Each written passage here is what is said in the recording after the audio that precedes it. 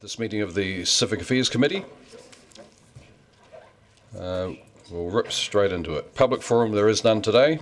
Apologies, we have an apology from Councillor Walker and an apology for early departure from Councillor Lafiso.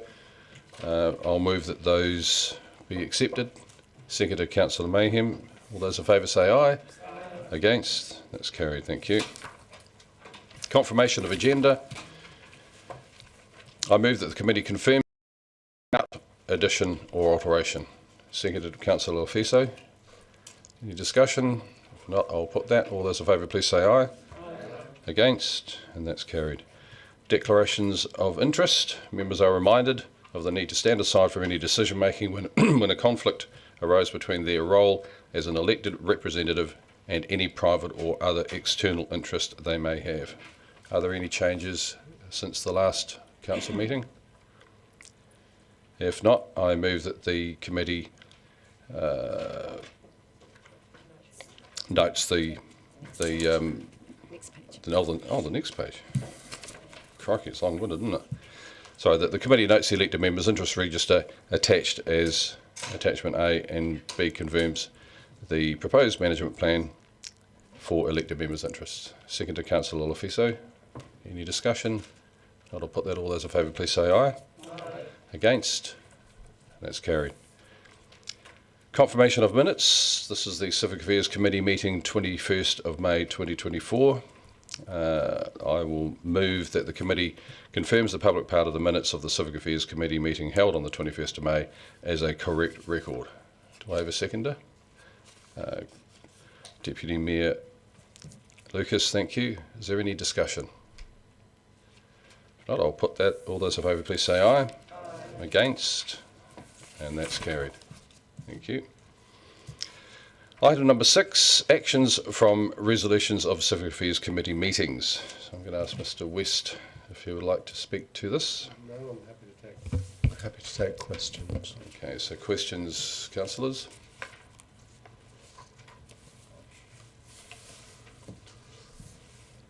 There appears to be none. So I will move that the committee note the open actions from resolutions of the Civic Affairs Committee meetings. Seconded, Councillor Lafiso. Is there any discussion? No, I'll put that. All those in favour, please say aye. Aye. Against? And that's carried. Civic Affairs Committee Forward Work Programme. Mr. West. Again, I'm happy to take questions. Questions, anybody? If not, I will move that the committee notes the Civic Affairs Committee Forward Work Programme. Second to Councillor Lafiso. Any discussion? Not, I'll put that. All those in favour, please say aye. Aye. Against? And that's carried. Item number 8. So this is our Community Board Forum. So I welcome to the table from the West Harbour Community Board, Duncan Eddy. Welcome, Duncan. Kia ora. So as you'll be aware, you have 10 minutes and then we have time for questions after that. So the floor is yours. Thank you very much. I'm Duncan Eddy from the West Harbour Community Board. Our chair, Ange McAlane, has asked me to come along and speak today. I'll try and do it in 5 minutes if possible. The big thing I've been asked to bring up is that cruise ships are coming back really soon, and thousands of international tourists will be passing through Port Chalmers, which becomes the gateway to Dunedin when cruise ships are coming in. And we're really keen to see more proactive management of the pressure and the potential that this influx of tourists brings to Port Chalmers, including the following items that the West Harbour Community Board has prioritised in our community plan. We want something done about the public toilet capacity in Port Chalmers. As you're probably all well aware, the existing toilet facilities are put under significant pressure during cruise season. We appreciate the increased servicing of the existing toilets, but there is a real need for more capacity, and there's also a need for more forward planning, like the increased cleaning of the toilets during cruise season only came around because people were complaining, and it should have been taken care of before that. point. We'd like a disability park outside the Port Chalmers pharmacy. main area of Port Chalmers gets really congested when cruise ships are in, and we'd like a short-term park for people with limited mobility to be able to get to the chemist to get prescriptions and stuff. Bike stands in Port Chalmers. This is to do with cruise ships. It's also to do with the influx of cycle tourists since the shared path has been completed. People need a place to park their bikes. There's a plan for Port Chalmers bike stands, and in February, Dunedin City Council's Transportation Department told West Harbour Community Board that all the new Port Chalmers bike stands would be installed within coming weeks. And I think they said that they were waiting for good concrete laying weather. It's nearly 6 months later, and there's one single new bike stand installed in the main street in Port Chalmers, and it's a single bike stand. It can only hold one bike. So, yeah. Back in 2021, Dunedin City Council staff told West Harbour Community Board that they were working on investigating the design and installation options for Port Chalmers historical information panels. That was back in 2021, and we haven't heard anything since. Port Chalmers heritage is a real strength and a drawcard, and we'd like to be promoting it more and also leveraging it more. And we feel that these historic information panels are the obvious place to be starting. So we're still waiting for an update since 2021 about that. Safety at Back Beach car park becomes a real issue during cruise season when there's an influx of tourist traffics, buses, and minivans, etc., along with the more regular local users at this popular wee spot in Port Chalmers. We first brought this up a couple of years ago, and we would like to have this sorted out before this year's cruise season, at least a short-term fix. Water issues are a big issue for West Harbour, and things get tighter during cruise ship season. Last cruise season, Port Chalmers and surrounding areas such as Roseneath and Carey's Bay were placed under water restrictions during cruise season. That's right, yeah. And at the same time, DCC was selling bulk amounts of water to the cruise ships and making some good money. Obviously, we'd prefer not to see that again, having water restrictions on the locals while you're selling water at a profit to the cruise ship visitors. And of course, this issue is intrinsically tied into our opposition to any reductions to our local water take and storage capacity at the Cedar Creek and Rossville dams. Some other matters I've been asked to bring up. We've submitted against allowing dogs off the leash on Purakanui Beach. We'd prefer that the blue penguins and the oyster catchers out there have got a safe space to raise their young rather than a place for people to walk their dogs. There's 3 members of our board who have got dogs, and they're all fully in support of protecting the wildlife at Purakanui Beach. We hope that the Te Ara Moana section of the shared pathway will receive the same level of service and maintenance as the shared path on the peninsula side. Some people are suggesting that it doesn't, and that clearly wouldn't be on. You might be aware that recently Upper Junction Road was closed for an extended period because of trees that fell down during a storm.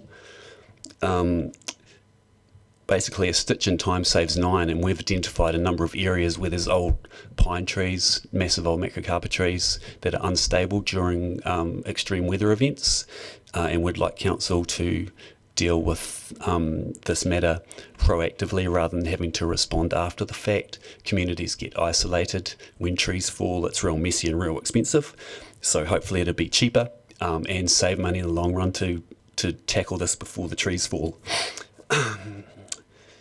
The Community Board would like the opportunity to be involved in the aquatics review, specifically in regards to our support for extending the open season of the Port Chalmers pool for 1 more month, which would keep the pool open to the end of the school term so local school swimming lessons can keep running, and it would also encompass the April school holidays. So we want the pool to be open while the weather's still lovely and the young people of West Harbour are looking for something to do.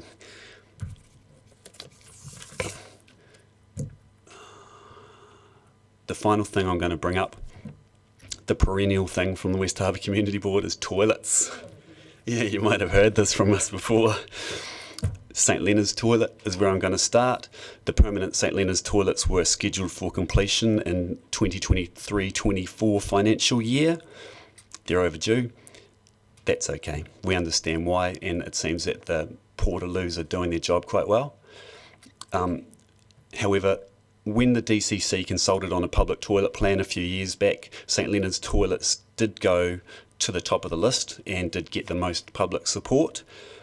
And they're overdue now. So what we think that council could do is bring forward another West Harbour area toilet that is scheduled to be installed in 2028-29 financial year, and that is a toilet block at Purakanui. Currently, the Purakanui Amenity Society are funding a toilet during summer, a Portaloo, and at the very least we think that council could be taking on that funding until the permanent facility is installed, and those Portaloos like you have at St Leonard's would probably do the trick in the meantime. We also want public toilet facilities in Sawyers Bay, which has a lot of young families and has experienced an increase in visitors over the past few years. Again, a Portaloo setup might do the trick. And we would also like to see more toilet capacity at Aramoana. Portaloos, fine. Thanks. Well, you fitted a lot into that 5 minutes, or whatever it turned out to be. You happy with take some questions, Duncan? Yeah, sure. The timer's not on either, is it? Pardon? The timer's not on. Oh, we don't need it. Sweet. You were well within time, I'm sure. Questions? Councillor Benson Pope. Thank you. Thanks for your presentation. You had a lot of things, obviously, that need attention. What process have you got after the community board decides what it's unhappy about for actually doing something about it, other than coming along here and giving us a list? I mean, have those concerns been communicated to the DCC prior to now, and if so, how? Please. Yeah, absolutely. We're pretty clear on what our role is within Dunedin's local government scene, and all of these issues that have been brought up are in our community plan and are also in our annual plan submission. So as far as I can see, that's the correct process, and we keep trying to follow it. And that's happened in respect of all those concerns? All of them, yes. Councillor Barker. Thank you, Chair. I'm just, Daisy, about cruise and the number of issues there, and I see that the cruise action plan was recently adopted, and that the community board are part of the cruise action group. So do you feel that given the new plan, that the concerns that the community board had are in the plan and are being addressed? The last time I was here, you gave me some advice about avenues that we could be following, and we are following those avenues, so thanks very much, particularly in regards to communicating with Port Otago. I went to have a look online at the cruise action plan just a few nights ago. It's not on the website, DCC website, on the plans page, so I can't answer your question, sorry. I just looked it up myself and I found it on a different page than what I expected. But I guess that my question was that are you working well with the cruise action group, that you have representation? Are they meeting often enough? And my other question was just around have they got toilet capacity at Port Otago as well? Our chair is following up the potential of getting Port Otago to fund some extra toilets in Port Chalmers, and again that was your suggestion, so thanks very much.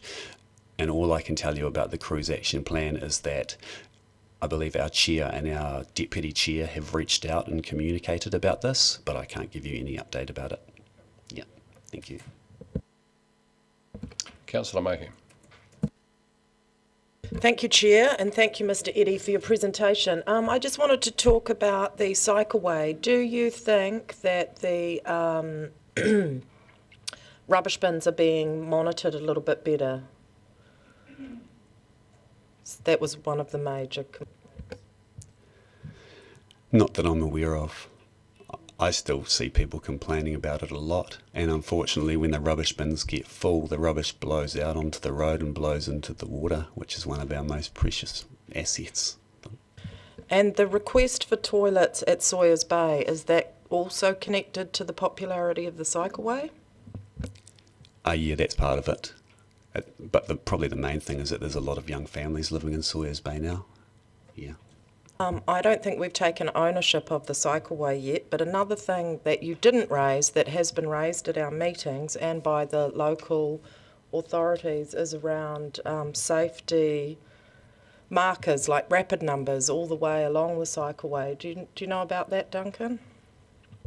Yeah, I've heard about it, but I don't know what the progress is. But the idea is to have numbers on posts along the path so that if someone has a heart attack or some kind of medical emergency, the emergency services know exactly where to go. It's a good idea, but I don't know how far it's been progressed. And another thing is, I guess the avenue for West Harbour back to the council would be through our person, Mr. Henderson. It used to be Mr. Ward, but I think maybe you could elevate the bike stand issue with Mr. Henderson to progress that, would be my suggestion.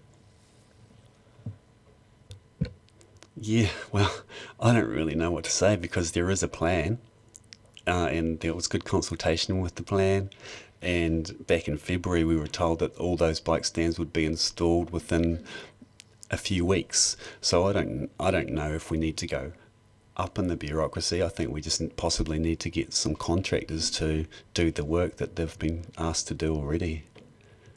But we can try.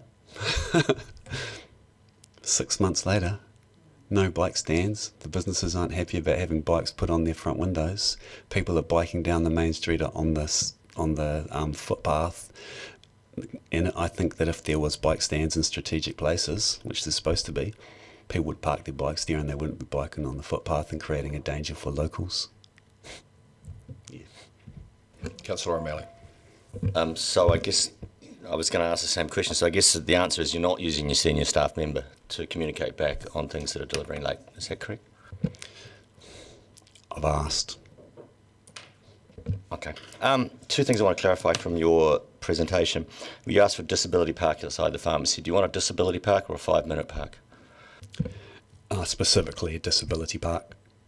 So elderly without disability, things won't be able to use it. So it's only people with disability stickers. That's specifically what you want?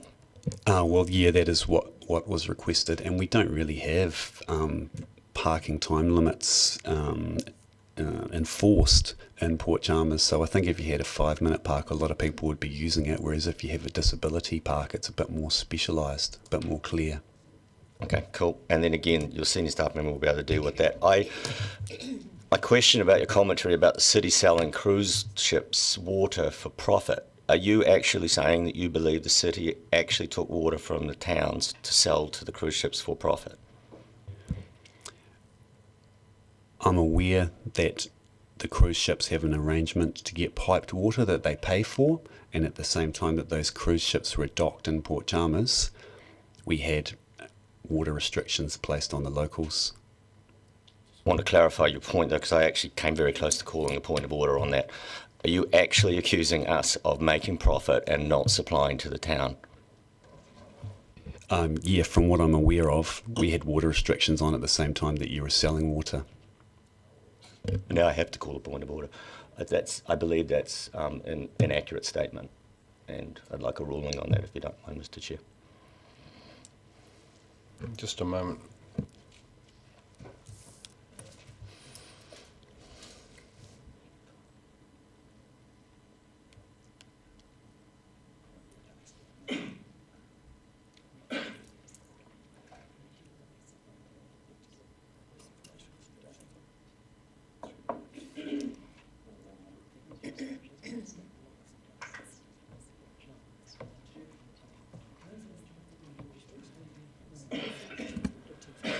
Okay, I'm going to move an adjournment for a few minutes.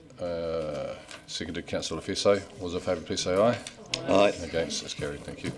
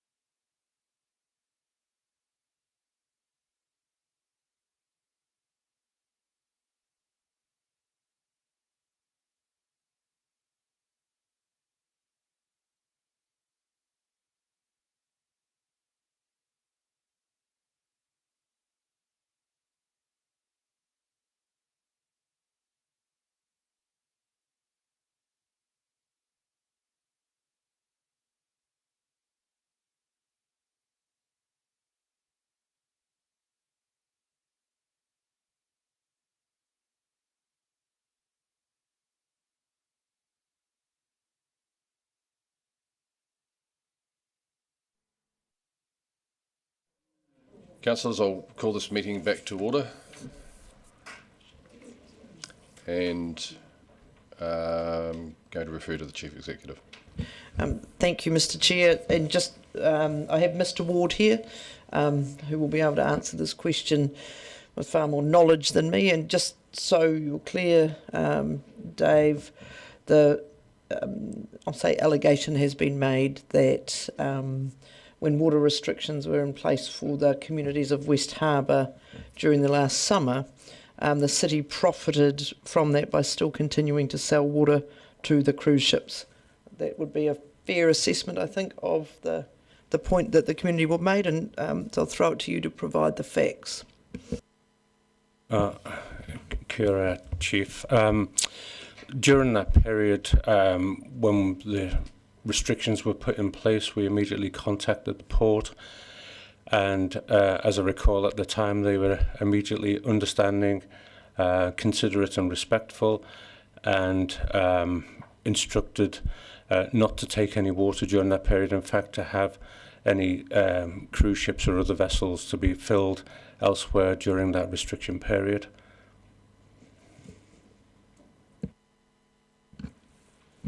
Thank you. Yeah. So I'm just going to take that one stage further. So what you're saying, Mr. Ward, is that when the restrictions came into play, any water that was being provided to the cruise ships was stopped? Correct. And with the priority to be for the township, yep. And the Port Authority were very understanding and respectful of that position. Thank you. So based on that, I will uphold the point of order, and what we'll say, Duncan, to take back to the community board is the clarity that the water was not being provided to cruise ships or any other vessels when the town was on restricted water supply. Thank you, and it's good to get the clarity on this issue. Absolutely. The cruise ships did leave at the same time as the water restrictions were lifted, so a lot of people are under the impression that that was the situation that was going on.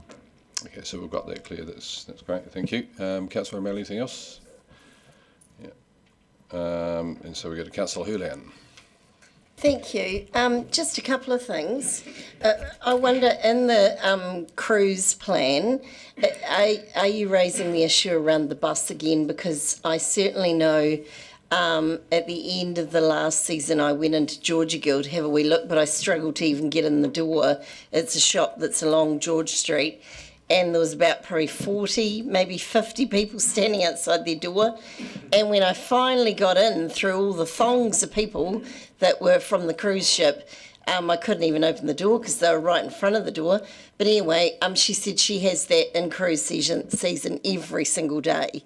And people, the public can't even get in and out her door. And I just wondered if that's something that's getting raised in that cruise plan. Yeah, I'd hope so. This is my fifth year on the West Harbour Community Board, and last year was the first time that I saw any proactive forward planning about how to deal with the influx of tourists and the pressure that they place on the bus service. And they did a great job, but there's still some improvements to be made for sure. Mayor Raddick. Just a question about Upper Junction Road. You're talking about some trees up there. There was a fall in the last year. But have you had a professional arborist or something examine those trees and decide which one or more is suspect? Have you done anything like at that level, or is it a general observation? Yeah, just general local observation. One of the most intense days I've ever had as a community board member was during some strong wind and rain about 18 months ago, and we had to get Upper Junction Road closed, and there was actually people in their cars trapped on the road because trees had fallen in front of their cars and behind their cars, and so they were trapped on the road until the fire service would come out and cut those trees down and get rid of them. So to answer your question, no, it's just local observations.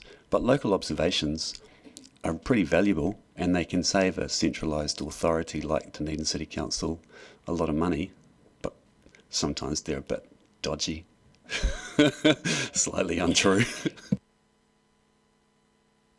You are wanting the local authority to, trim those trees proactively. Yeah. So. We're concerned about the vulnerability of our exposed and our low-lying areas to extreme weather, and all those big old trees appear to be well past their due date for being chopped. Yeah. I just have one question, Duncan. You started off with the cruise ship season, obviously putting a lot of pressure on things, and the first thing you mentioned was public toilet capacity and cleaning as well. My question really is just, what's the board's expectation or view in terms of how many toilets are actually needed to reduce this pressure, and where would they go? I think where they would go is up by the new museum, which is going to open soon. And in terms of the extra capacity that's needed, I can't really say one way or another because I don't live in Port Chalmers, but this is an issue that our port-based members are quite passionate about. But I really can't do a very good job of giving you the specific details about it. Okay, thank you. Are there any more questions, councillors? If not, Duncan, thank you. Oh, Councillor Houlihan. Just one more that I was mentioning around so it's on the record. There's a bit of a concern from the beginning of that the St Leonard's walkway and where it connects up to go through to Roseneath. So from the end of St Leonard's Drive, and then it goes on the bridge. Either side of that, all that way, it's quite a distance. You've got water either side of it. And I'm just wondering if you've had any people raise concerns about it, because you can't actually get off it once you're on.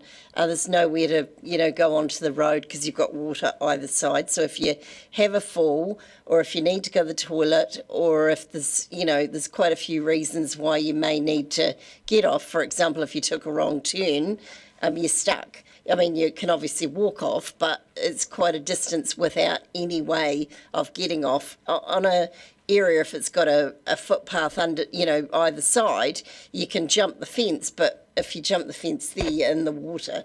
So you can't do that. I'm just wondering if anyone else has raised that. Yeah, they have. People have suggested that there's an emergency rescue boat and possibly that we could call a helicopter. I'm not sure if the ownership and maintenance of the shared path has been handed to DCC yet, but when it does, there's definitely a few things that we'd like to talk to you about.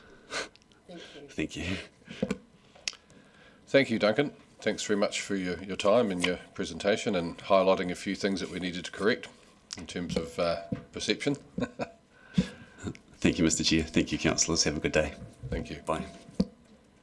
I now invite Paul Ware to the table from the Saddle Hill Community Board to speak on behalf of the board. Welcome along, Paul.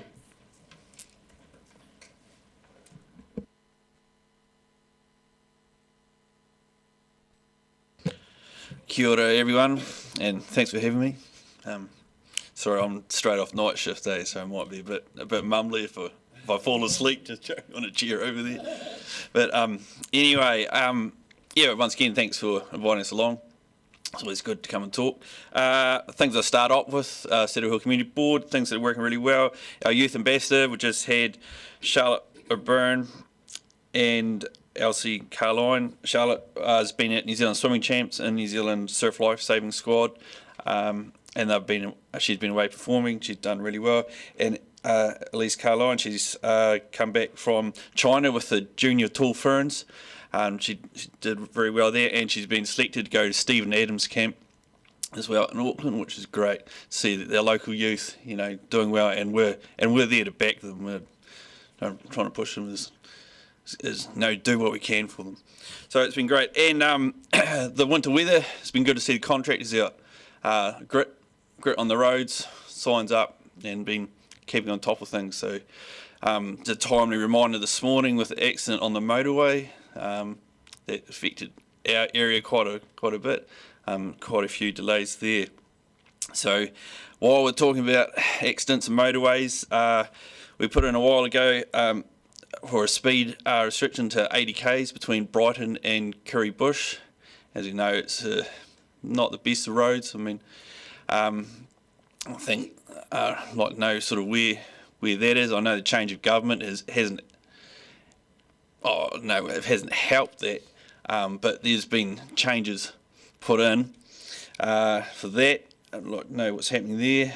With the recent weather events we had, with all the water and things, I was out looking around, as you do, as part of civil defence, checking on the waterways, the culverts, seeing what's happening at 11:30 at night. So covered the area from Taieri Mouth through to just before Green Island there in Fairfield.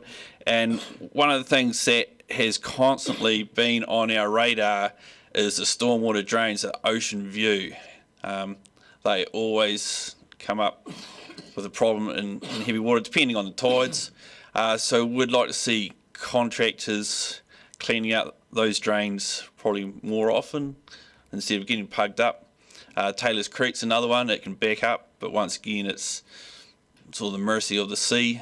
The tide can block it up fairly fast. Shared pathway between Wardenville and Brighton. I know we've asked for this for quite a bit, and definitely see the value in getting it done, processed. Like to know whereabouts we are with that. Shoreline erosion. This is another thing I picked up on, especially even though you don't see a lot, 11:30 at night. Eroding between probably about a couple of k's out of Brighton, between Brighton and Taieri Mouth, Kirribush, is coming very close to the road. So it's chipping away and just falling in.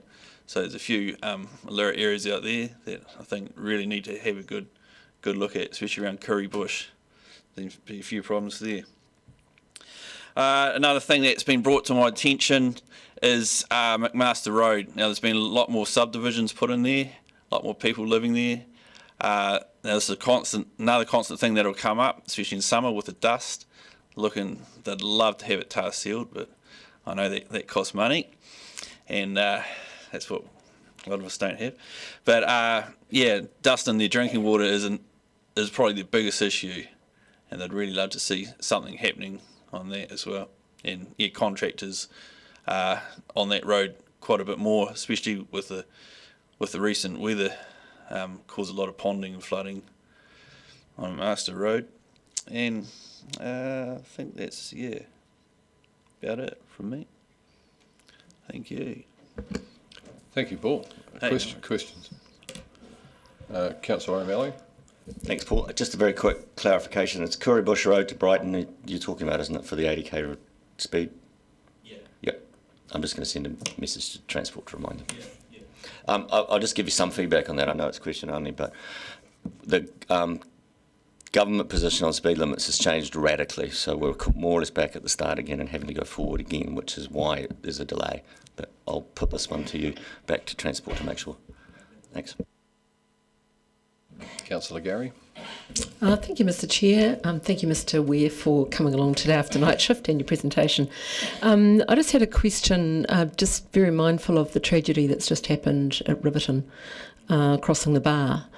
Any comment around Taieri Mouth and measures that have been taken in terms of preventative and mindful of the tragedy that happened there previously? I think, well, people obviously were gutted for the families down at Riverton through that. But I think people around Taieri Mouth have definitely become more aware, and I know I'm probably not the best person to answer this because I don't go there a lot, but there has been cameras and a few things put in. I think Jules might have been involved with it last time around, but yeah, sorry, don't know a lot about it, but yeah. Thank you. Councillor Lefiso. Tēnā koe, Mr. Chair, tēnā koe, Mr. Ware, especially after night shift. Forgive my ignorance, but are these points in your community board plan? Yes, the the walkway, yes. The tar ceiling on McMaster Road or action on McMaster Road is probably more in the 10-year plan, sitting down the bottom. And yeah, the ocean view, it's been there for quite a few years before I arrived, but yeah. And finally, Aroha, my apologies for the randomness of this question. This has been one of my I haven't voiced a lot about it. What's your perspective on increased funding to community boards beyond the 10,000 in terms of investing in our rakatahi and our people doing the work? Investing, like you mentioned, your young sportswomen. I mean, what's your board's perspective if you had that discussion? Oh yeah, would look forward to it. It'd be great. Wouldn't we could probably support more people and do a few more things. But one of the interesting things that's brought up at the Chiefs meeting a while ago was like maybe we could point out areas that needed grass verges or contracting or stuff needs done, and the board may fund part of that. So it's not going through a couple of people, it's coming straight from us, and we can say, hey, can you go and do this please? And that's probably my view on it. Thank you. Councillor Hurling. Thank you. We've got a paper coming up very soon on community builders and place-based funding organisations, and you've got a very active Green Island group. I'm just wondering, you might not be able to answer this, but how do you work in together with them on some things, or how does that relationship work between the two of you, the community board and that really active Green Island group? Thanks. We do work together on some things. We are in sort of different spaces, but in the bits that we do overlap, because they cover a lot of our area. Things with youth, school, and the latest thing they're doing with mental health and school students. The things looking at, we like to trade notes or see what they're up to. It's all about making a positive effect in our community, I think, where we work together with them and try and, if they're having fear of something, then we'll try and join in somehow, or they'll notify us or something where we can help out, So it sounds like you've taken quite a collaborative approach with the organisation. Yeah, we do. Yeah, and sometimes we'll come to invite them to our meetings, and then they'll tell us what they're looking at doing and how we can support them, or trade ideas and keep things going well. Councillor Wiley. Thank you, and thank you, Paul, for coming. Question around the drainage ditches along the road into Brighton. Are they being adequately maintained and cleared, and appropriate measures taken if we have a severe rain event? If we chase up on them, we might get a bit faster action, but probably not as much as we'd like to see. I think, it sort of takes something to happen, like a weather event, and then stuff gets flooded, and then we'll report it in, and then suddenly things are done. But it's probably more reactive than proactive would be my view. So leading into the weather predictions early last week, was any preventive maintenance done along those along the roadside and through those ditches, or were they just left as is? There was on the stormwater microphone. Yes, sorry about that. Yeah, there was on the stormwater drain. Whether it coincidentally happened to mix in with the contractor's schedule or not, I'm not too sure. When I had contacted those people, but they said it had been done a few days beforehand, and we'd gone down to check it out as well. But there's still flooding, culverts. Taylor's Creek seems to be hit and miss, so might be one thing done, but it's another 5 things that can be done at the same time. Sorry, I cut you off there. And the roading, the road or the ditch drain opposite the Freedom Camping spot, along with those 4 or 5 houses. It seems to get done every week before Brighton Gala Day, and that's about it. I haven't seen it done any other time. But yep. Councillor Gary. Thank you, Mr. Chair. Mr. Weir, you started off with a good news story of the youth ambassadors, and as someone that was around when that started, and I've tracked what you've been doing, and I really want to congratulate you in that space. My question is, I wondered if off the top of your head you have any idea how many rangatahi you have supported over the years. I know it's impressive, and I know what they've done and doing and gone on to do has been impressive, but have you tracked that at all, and would you have any idea how many? Off the top of my head, I wouldn't, because it's increased every year, and so we're having to kind of have to discuss like what limits we put in and where it goes from here. But I know we had 5, 8 last year, all quality applicants, and so it's very hard to choose. So yeah, I can tell you we had like 13 in the last 2 years, but and then more previously. But sorry, I don't have the exact number off the top of my head. But That's okay, but please take back to your board. It's a great initiative, and it has made a difference out there. It's great to see those young people thriving, and we look at the Olympics, we see the connection. Councillor Gilbert. Thank you, and thank you, Paul. A couple of questions for you. One, just continuing on from what Councillor Gary was asking about. I've only obviously seen a couple of years of them. Would it be fair to say, though, that the number of applicants for the Youth Ambassador have just continued to increase? Yes, definitely. Yeah, like, because a few years ago, I remember we had 1 or 2, and then suddenly 3. Then last year, yeah, it was like 9, and then this year we had another 8, I think. And so yeah, it's grown, and it's just getting bigger and bigger. And so yeah, it's successful, but and it's good we can help these kids. But yeah, if that answers your question. Yeah. Thank you. It's great to see. The other question I've got for you is, I know you have been selected to head to the Community Board Conference. Can you, A, remind me when that is, and B, whether you've had a chance to come up with any ideas as to what you're hoping to be able to take away from it? I know it's in the 3rd week of August.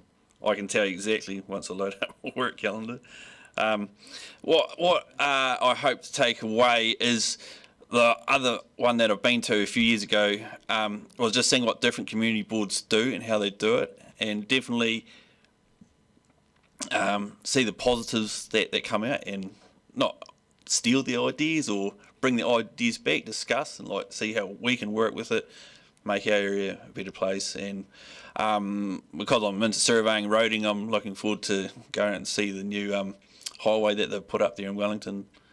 Sorry, I just can't remember the name of it at the moment, but Transmission Gully. I'm glad you guys can remember it. That's great. Yeah, so I'm looking forward to it. We haven't just come off night shift, so we're all good. Thank you. Thank you, Paul. Great to have you here and to hear what the board is thinking at the moment. We're finished with questions. Thank you. No, thank you guys, and thanks for listening. I appreciate the work you guys do. Thank you very much. Item number 9. So this is the place-based group's update report. And we have Gina and Nicola coming to the table as well, is that right? I am not presently sure where Nicola is, sorry. Okay, well it's all yours then. Kia ora koutou, I'm happy to take questions. Okay, so questions. Councillor Gary. Thank you, Mr. Chair. It's true, is it not, that place-based groups can funding from a variety of other areas, and community boards can't do that. That's not the model and how it works. Do we have any idea of the quantum of money over the last, say, 5 years, or since place-based groups have been in? I know there's a section in the table for recently, but do we have any idea of how much money has been leveraged from other funding bodies by place-based groups in the period since they've been established? We have started that work, but we haven't got that figure as of to date. So that if you'll see in the next steps, that's one of our on part of our work plan to look back and look at that. And we can use for our more formal groups, we can use their financial statements that are public and online anyway. So they've been generally been audited, and they're a good accurate source. For some of our informal groups that don't have to do that level of reporting, then we would just have to see if they'd be willing to share that information. And can you comment on the community advisors in the team, in your team, over the period since the establishment of place-based groups? There's always been a community advisor assigned to each group who report back and deal with any matters and advise, and it's a conduit, if you like. Would that be a reasonable and accurate description? I believe so. I think what I would add to that is over the past, if we look at 10 years, the model has, from an operational point of view, changed slightly. So there was an attempt to have a community advisor that was like a subject matter expert in place-based. That model, for various reasons, didn't work so well. So the former manager did collapse that role and then put the duties, if you like, across the team. There's pros and cons with both, to be frank, but at the moment there is good breadth in that team, and therefore that the theory is that the group can access different kind of expertise if they need it, depending on the skills of a wider team, rather than only having one person service all of Dunedin. Excellent, thank you. I have a question around staff time cost when it comes to the place-based groups overall. Is there any sort of indication or idea of how much staff time / cost that obviously isn't a cash cost to the groups, as we know that we have on the funding side of things, but obviously it's still a cost to council. Do you have any idea of that? We do have some indications around how much staff resourcing are putting towards all our different services. Place-based would not be a major staff cost at all compared to the administration of grants, and including the administration of council-mandated groups are probably the most highest cost to the team at the moment. Great, thank you. Mr. Mayor. Yep.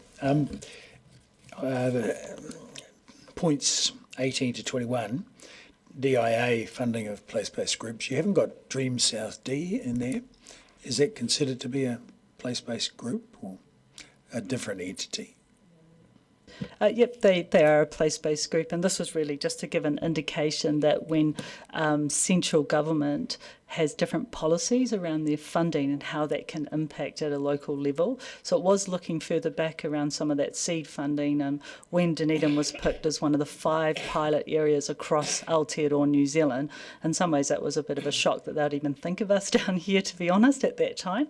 But you can see that each funding pool is not the same. They have different kinds of rules and restrictions. So some group can be really freed up and can innovate and create, and other groups are like pinned down and hitting milestones and quite restrictive. And there's been an offering and a pulling back from central government all through this 10-year period.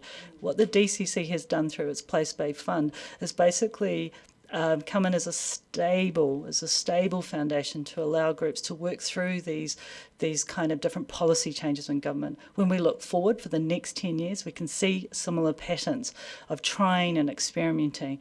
But what we're looking for is stability of funding long term. And to be frank, we have not seen any strong dialogue in that area as of yet.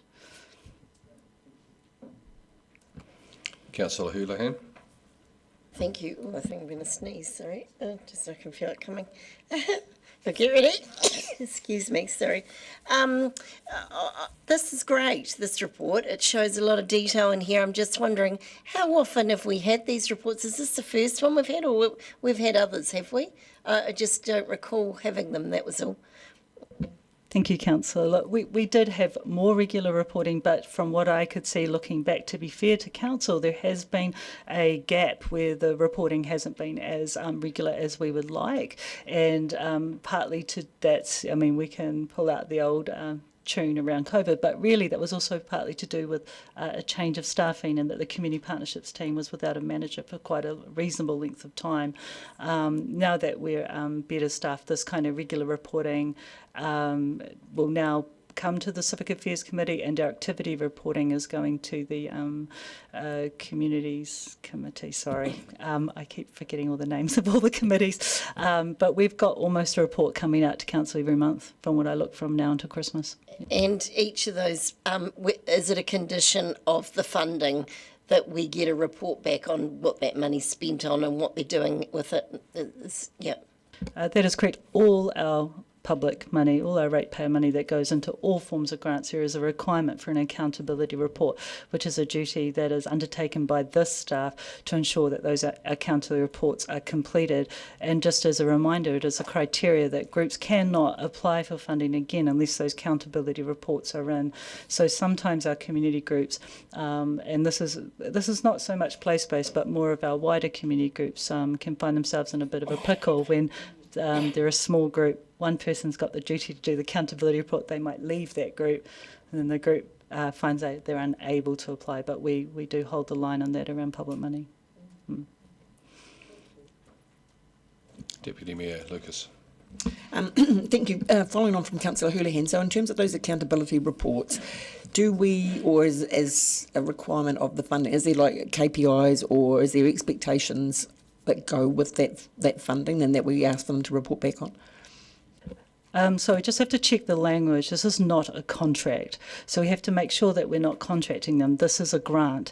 And under the granting agreement, there are expectations they fulfil goals. And so you would have heard that the community boards here talked about some of their goals. And if we concentrate just on place-based, they too have goals. They also meet the advisors much more regularly, so the advisors will be going out and visiting place-based groups. You would have also seen in the paper we bring them in and we do some regular training offerings or opportunities to connect and share on their methods and on their approaches. We have a meeting with place-based groups I think next week where we're doing that. So to answer your question, it is a yes, but it is not as quantitative all the time as KPIs. They might say, for example, they would like to run some sort of engagement hui or meeting with their wider community to garnish what are the top 3 things for youth in their particular area, for just giving you an example, and they do that. How many youth they get in the door, how successful that was, that's a conversation rather than I would say a more traditional KPI, yeah.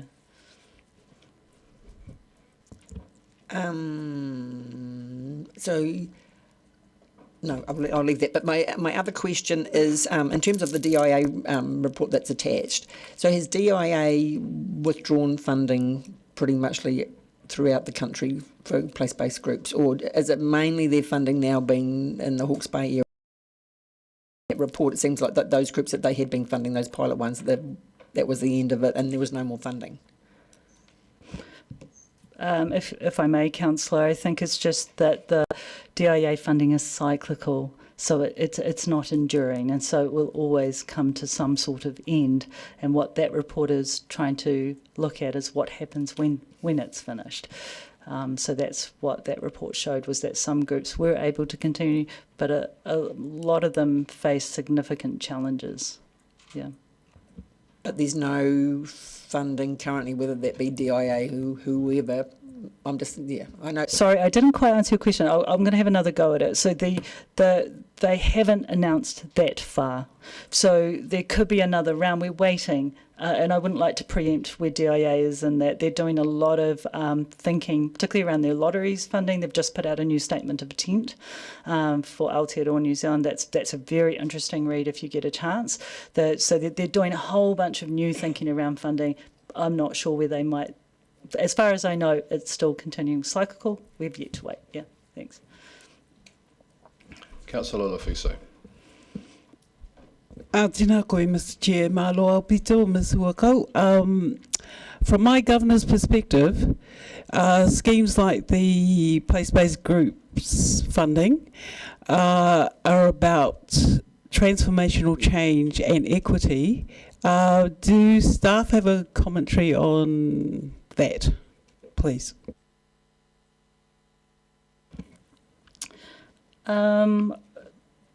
I think if I was to comment on that, I'd say we're very aware of those issues. We are also aware how local communities are actually leading some of the creation of societal cohesion around these equity, around issues of equity. And rather than getting in front of that or thinking we can lead that, we're trying to think about how we can support that and walk beside them.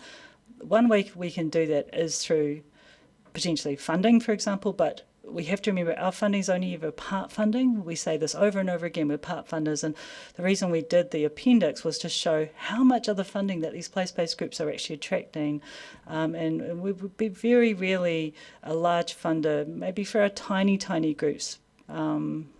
So we are thinking about it, we're aware of it. We look forward to more guidance on those issues from this council as our governors, but if from an operational point of view, it's really allowing these independent trusts, these are independent trusts or incorporated societies respecting their own governance space as well, and just walking beside them around what they're wanting to achieve. I don't know if I've answered your question, but... Councillor Barker. Thank you, Chair. Just want to ask a question about just about the report, because I see it's from June 2024, and I was just trying to understand, first of all, like the purpose of the report, which is the evaluation, and then there's a whole lot of reflections and future directions for the CLDP activity. So does the report go to DIA? This is the attachment B. So does that report go to DIA, and then are they going to think about what they can do for the change?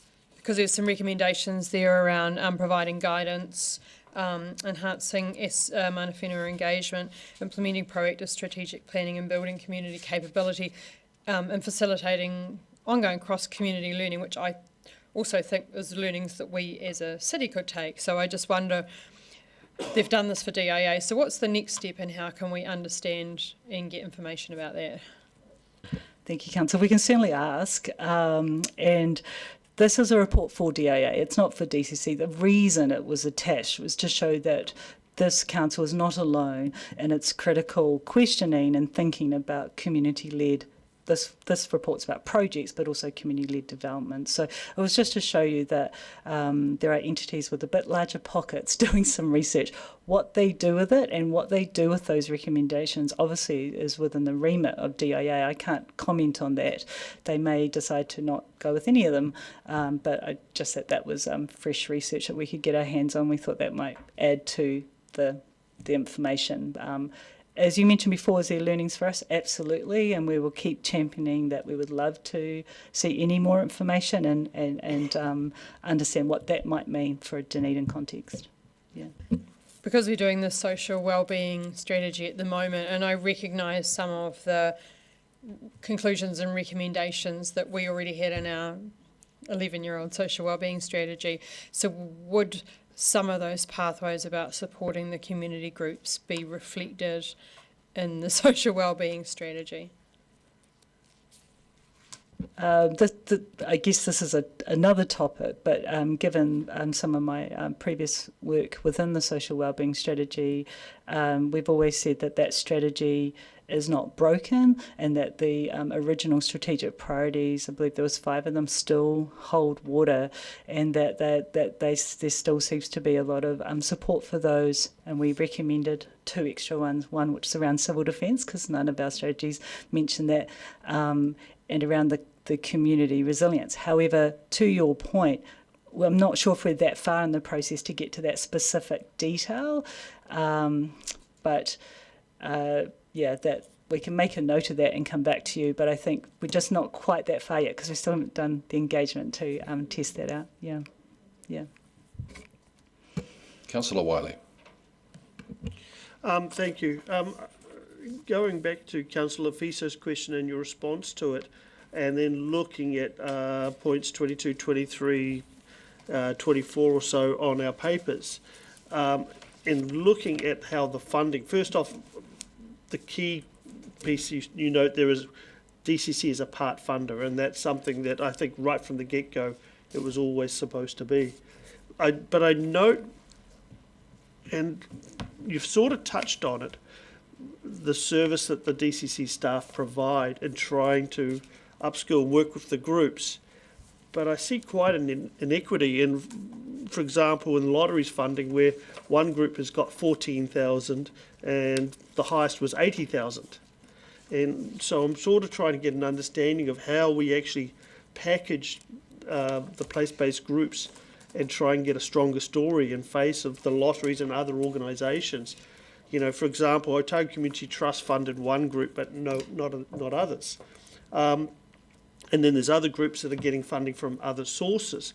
So is there a share of minds and trying to actually increase the funding pie that they're tapping into versus DCC being the first or second cab off the rank, and then going, oh, actually, we don't need to do any more funding. We've captured what we needed.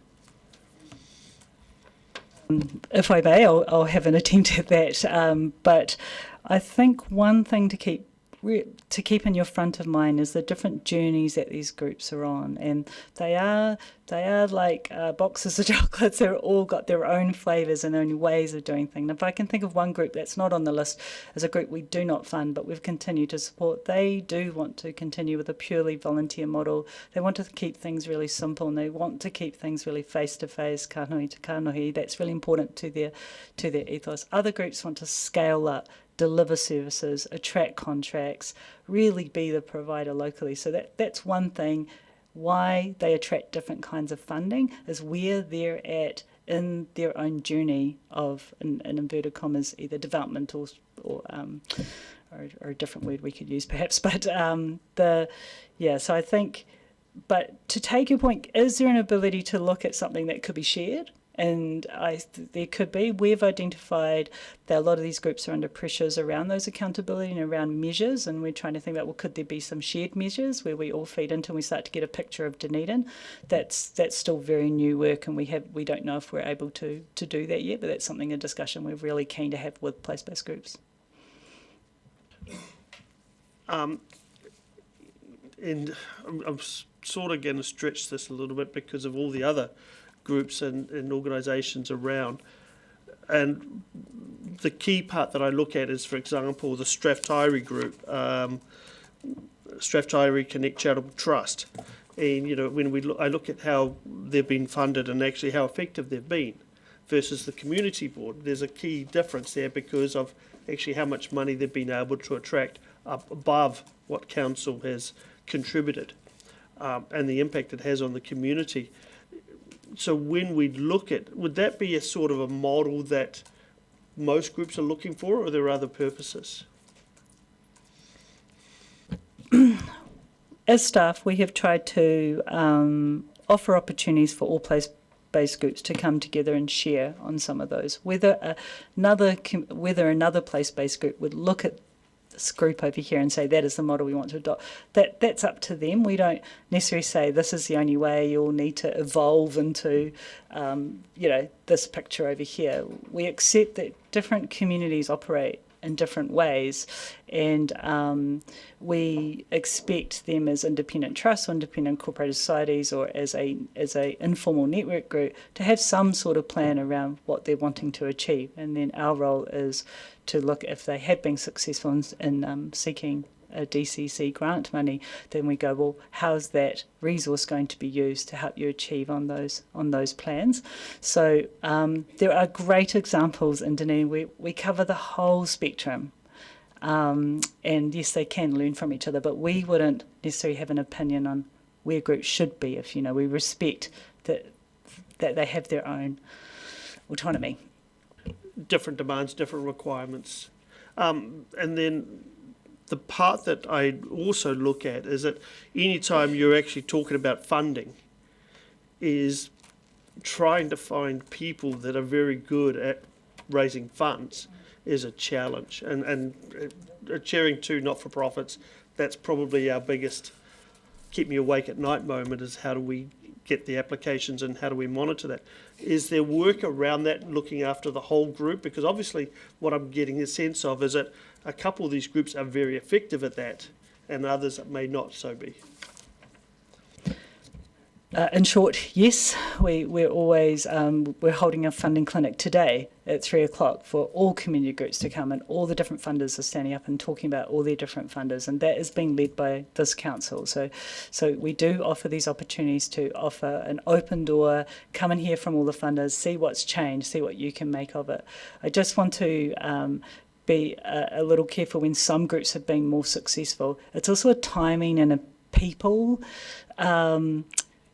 Because when you've got the right time and the right people and the right opportunities and the right project, then you can attract funding. But if you're a group that maybe you're servicing mostly your elderly population, and what you want to do is have beautiful moments where you come together socially, you might go on a bus trip, you might just have a barbecue, they're still just as rich, and their funding might not be as great, but it doesn't mean they're not really in the middle of offering great community service. Yeah. Councillor Gary.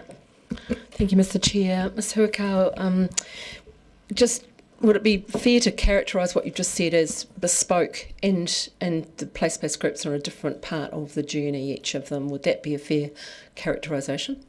Yeah, I believe so. Thank you.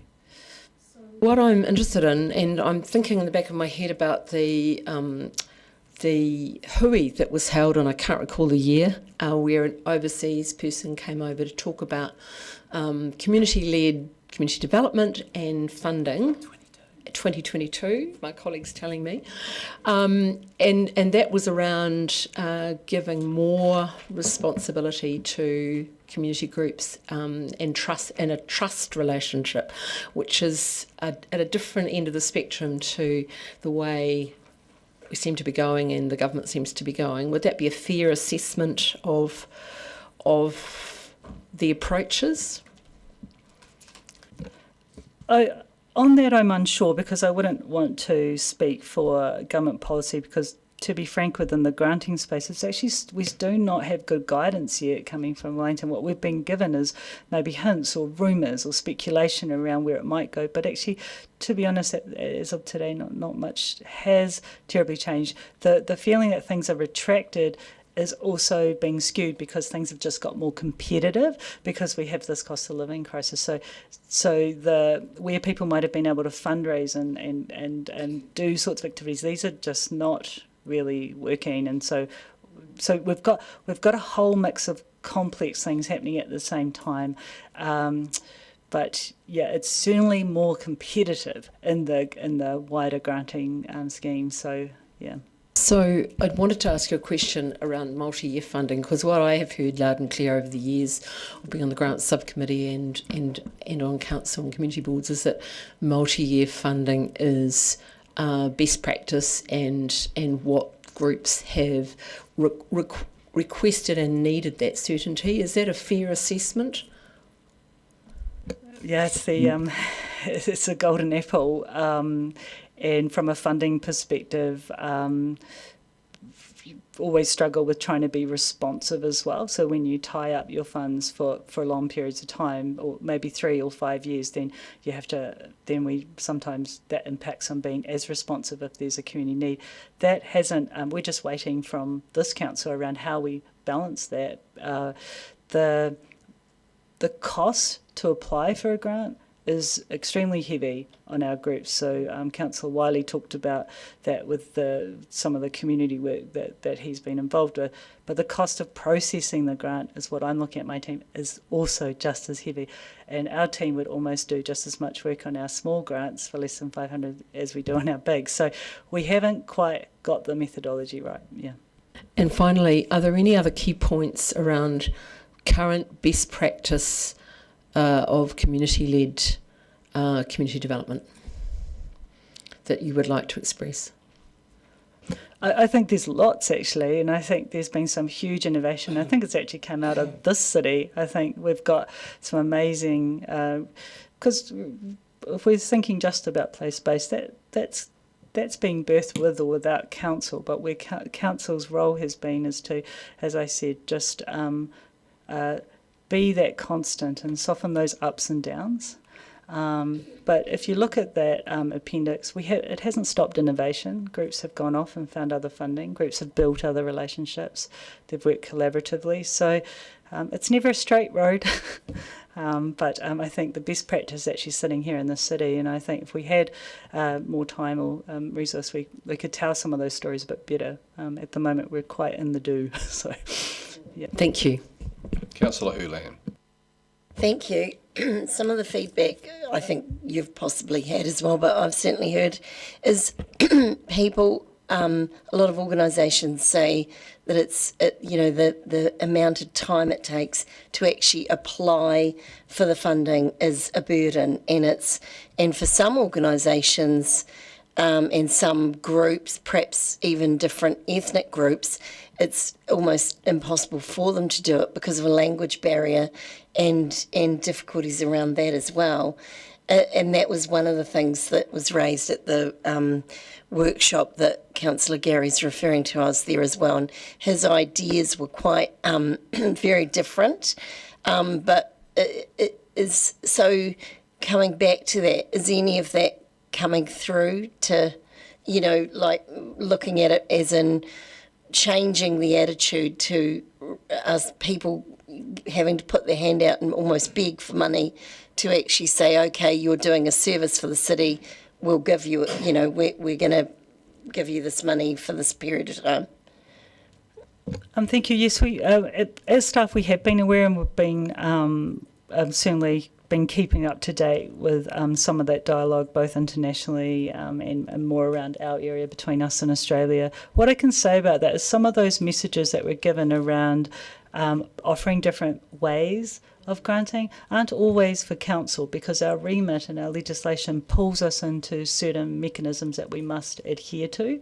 But they were a message given to a room that also had other types of grantors, funders in the room, like philanthropy or government, and sometimes through not so much granting but through investment are able to do things that are more freeing than what we can. In saying that, there is an opportunity where we can improve our processes, because at the moment I think our model stems from around the 80s, and we're not, I don't know, we don't generally, maybe some of us will have cars from the 80s, I'm not sure, but like it is a model that it's not necessarily all broken, but it probably is due for an efficiency, at least an oil change or something. But the way we do workarounds, and I don't mean that in a bad way, the advisors will go visit people, sit with people, especially with language difficulties. So we do that through face-to-face, but it is very bespoke and very time-consuming, but we try and do that so to make sure we buffer any inequities in our system that we can see. Yeah. Councillor Lucas. I think I have a question. I was just reflecting on your comments there and reflecting on the article that was in the Sunday Star Times on Sunday about the organisation that has received significant grant money. And when I read that story, I thought, how could that have happened? And I'm just thinking, and what you just said then in terms of working with our organisations or all our grant applicants, and it's just about that accountability, but being a process, and how do we be smarter? I'm trying to think how this is a question. Because it's about us being smarter, and it does concern me that a lot of cost money is tied up in our processing, and that would be better to go to applicants rather than. So how can we turn the process around so we still get the accountability? Yeah. So just to answer your question, is that this is not a challenge that is specific to here. And one thing is the learnings that are coming out of Philanthropy New Zealand and these other trusts like J.R. Mackenzie are really experimenting with different ways to lower the cost both on staff and the community. So looking at both sides of the ledger, if you like. Some funders ask their applicants to say how many hours it took them to fill in the process, and equally staff put that in. So they start to track time, and you can see where these what's actually exhausting. Sometimes the time when you add it up is more than the actual grant. So we are aware of that, if I can answer your question in that way. How we will respond to that will come out of this grants review as well, and maybe there's things we can do that don't require, that just requires a different kind of process in-house, not necessarily a new whiz-bang thing per se. Lots of the other, when I look up and down the country, there is discontent, if you like, with sort of online platforms for various reasons. So they haven't been the holy grail as promised as well. So we're not the only ones thinking about this or experimenting, but we do have a council remit we have to stay within. There are always going to be annoying housekeeping questions we will be asking. So we just make sure we let our groups know that well in advance so they can prepare themselves. Yeah. And that concludes questions. Thank you, Gina. Thank you for the report. Great to bring us all up to speed as to where place-based groups are at. So I'll move that the committee notes the update report on place-based groups. Do I have a seconder? Councillor Lafiso. Is there any discussion? Councillor Wiley. You're not going to speak to it? No. Okay. I just want to note the report. There's a lot of interesting data there, and so I appreciate it coming together. I also found the supporting document, Community-Led Development Program Impact Evaluation, quite interesting to read. And I think the part that I sort of see is that actually the DIA funding that was used originally in setting this up and supporting place-based groups, there's a clear argument for that to continue and support. So the first one I'd call on central government to actually, if you want to make an impact at grassroots, this is actually a more effective way than a lot of the other pet projects there are out that ministers have from time to time. I think the key thing we see is that, first off, we do value place-based groups and the people involved in them. And I think that has got to be at the front of this argument all the way through, and also the volunteers that support those groups and the work they do. And there is a lot going on. At times we're not hearing about it, or we're not seeing evidence of that, and obviously we're going to hear in the next item from somebody from a place-based group that's going to tell us what they're doing. But I want to go back and just look at how we even ended up with this paper today. Was based on the fact that actually two councillors put a motion forward to keep the funding at where it was and not to automatically increase it, like we were looking across a range of council services. And I think the part that really this is highlighted to me is the fact that actually there is, again, a lot going on. But we cannot be the centre of funding for these groups. There's already a lot of money going in, and as we go through, we'll get more information and look at it. But the part being is just automatically increasing, you sort of go, can we do better with that money? But the key essence of that is actually, can government contribute better with their money? And can other organisations come together better? And when I see the changes in how much organisations are getting with lotteries and other community groups, I sort of go, come on, actually there's a package here that works, that there's a great bang for buck that can be delivered on. And so I think that's really important. So again, I want to thank the people that are involved in place-based groups for everything they do. And this is actually about getting more information for councillors, and I think this paper has done exactly that. Thank you. Councillor Gary. Thank you, Mr. Chair. I too want to acknowledge the extraordinary mahi of people in place-based groups, and we have some of them here today, and we had them report to us at our last meeting where we considered funding for place-based groups. I think the message that the resolution gave was possibly not the one intended, but certainly sent concerns through the many place-based groups in our community. And I'm not going to revisit my commentary from that debate, but what I do want to say is the work you do is impactful, it is important, it makes a difference in the lives of ordinary people at a grassroots level, and you have my respect and huge admiration for the mahi that you do. Also to the team in community development. Extraordinary work, and I've watched it over many, many years, and I was someone who wasn't convinced that place-based was the way to go because I was in the community board space. But I think the table says it all in terms of the extraordinary leverage around funding. And we've always given the message around us being a part funder. We've never considered ourselves or given any other message.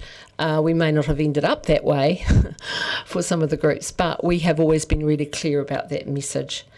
In terms of ongoing best practice, thank you, Ms Huakau, for your very reflective and considered comments around that, because there's a lot of research out there, and it's good to hear that this council and this city are innovative in that space and have led the way. And I hope that we continue to do that and listen to that best practice. It's extraordinary bang for our buck, a very crude expression, I know, but it's certainly in this report outlined the breadth and depth of that work. So thank you. It is a report for noting, but I feel it's important to speak to it and speak to the bespoke nature of each community, the special characteristics of the groups in our community, and for the extraordinary work they do. Thank you most sincerely. Councillor Mayhem. Thank you, Mr Chair, and thank you, Ms Huakau and her team. As we heard, some of the place-based groups operate well established with governance structures, while others work purely on voluntary power. These groups carry out a huge range of community-led activities: environmental action, community gatherings, food share programs, advocacy, community gardens, craft and engineering workshops, warmer home initiatives, essential in a place like Dunedin, directories, newsletters, art projects, courses, community facilities. And if we resource all of these things correctly, we know that our Dunedin place-based groups are helping to enhance vibrancy, connection and resilience for our city. I'm always going to advocate for inclusivity, for a welcoming city where everyone feels a sense of belonging, and I believe that our place-based community groups are essential. And they're game changers for a lot of our smaller communities as well. So we need to keep on doing this to fund for capacity and capability amongst our city. So I look forward to having these reports coming back to us in the meetings so that we can see what wonderful mahi is being achieved. Thank you. Councillor Barker. Thank you, Chair. It was really interesting reading the report to the DIA community-led development, and I think one of the key points that really struck with me was, page 18 of their report, 54 of ours, where it talked about building an evidence base for change, and I think that's perhaps what some councillors struggle with. It says, while powerful stories of change and enduring impacts are present across case study communities, few were able to support these narratives with quantifiable, measurable data that speaks to the scale of the impact on key domains relevant to their aspirations. And I really think this is part of what councillors might struggle with, is understanding the impact that the groups have on. So we hear great stories about the work that's happening, but I guess in council we do like to count stuff. So I just think that was part of the report that went back to DIA and part of the work that they're thinking about. And I think they also went on to say that this approach was not present. There was one that was doing some really good surveying of their community to actually measure change and impact. And then it just talks about the perhaps due to a lack of capability and understanding of the value of collecting evidence and data. And it would, this is, I guess, why I asked the question about the social wellbeing strategy, is how are we as council going to help support these groups with better ability to have impact. And I know they're all at different stages, but I think we actually need to consider that when we're looking at funding, is also what support are we providing around that funding. Councillor Lefiso. Tēnā koe, Mr. Chair. Firstly, I'd like to acknowledge the representatives of place-based groups in the room, and also acknowledge Ms. Huakau and her team, the Community Partnerships team, for all the work that you do and the commitment, even after hours, to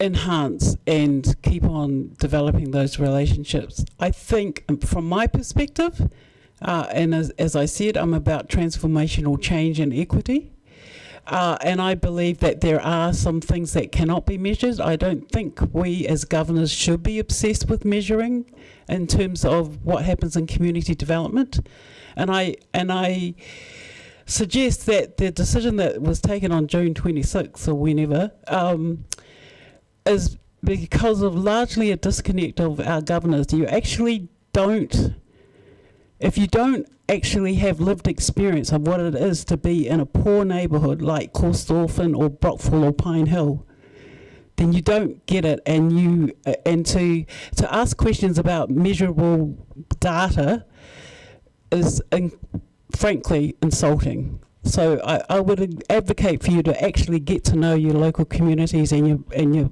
place-based groups. Kia ora.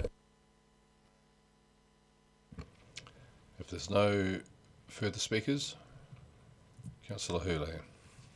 Thank you, Mr. Chair.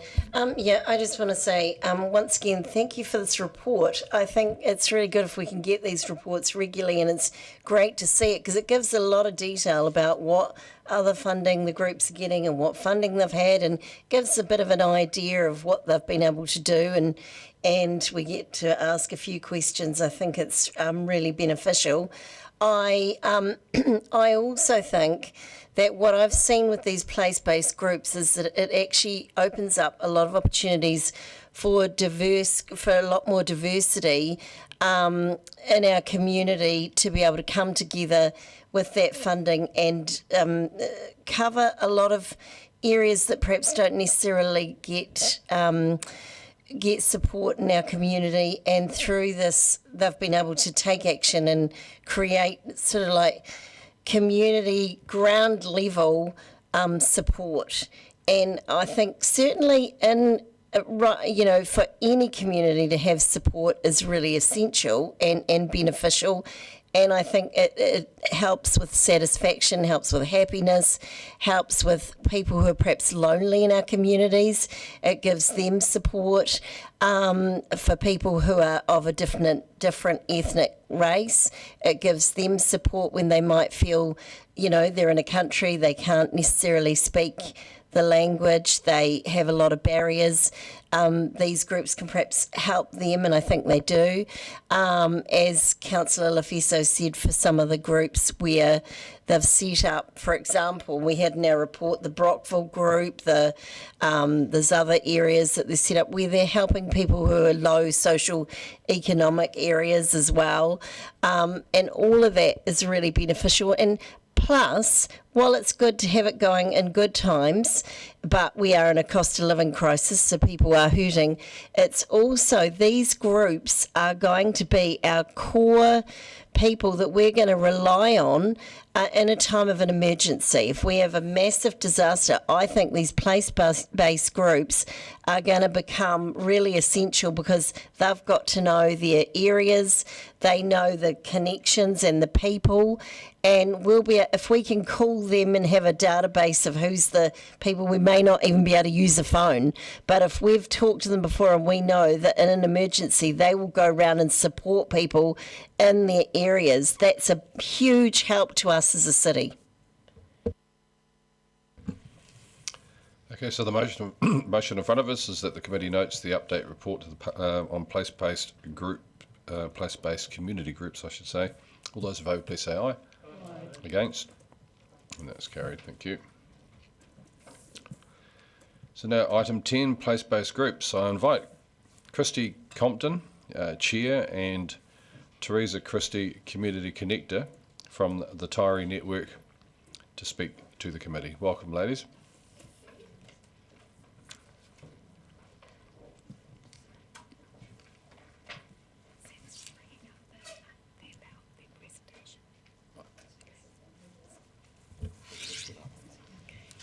Don't usually have that problem, quite short. So we've got a high-tech presentation just being plugged in. Yes, we'll have to learn how to use it though. Tēnā koutou, Mayor and Councillors. Thank you for the opportunity to speak. I am Christy Compton, Chair of Taieri Network, and with me is the amazing Teresa Christie, our Community Connector. We will share Taieri Network's journey, the community needs, our support initiatives, and the importance of place-based funding for our work.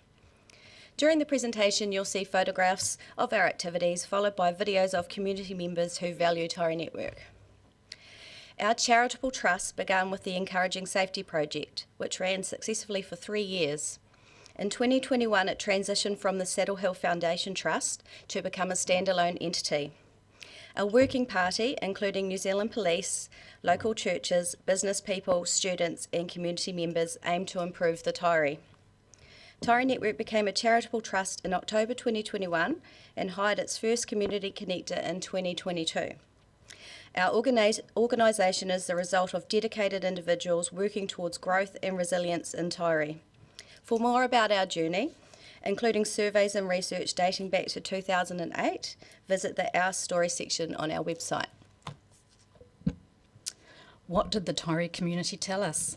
Taieri Network's initial HUI's surveys and interviews were to gauge community need and resulted in the 2022 Our Vision document, a resource available on our website. The main themes and challenges for the community include public transport due to limited choices, more youth activities needed as there is a lack of facilities and a voice for youth, and better traffic management. There's a need for more variety in retail and larger commercial premises.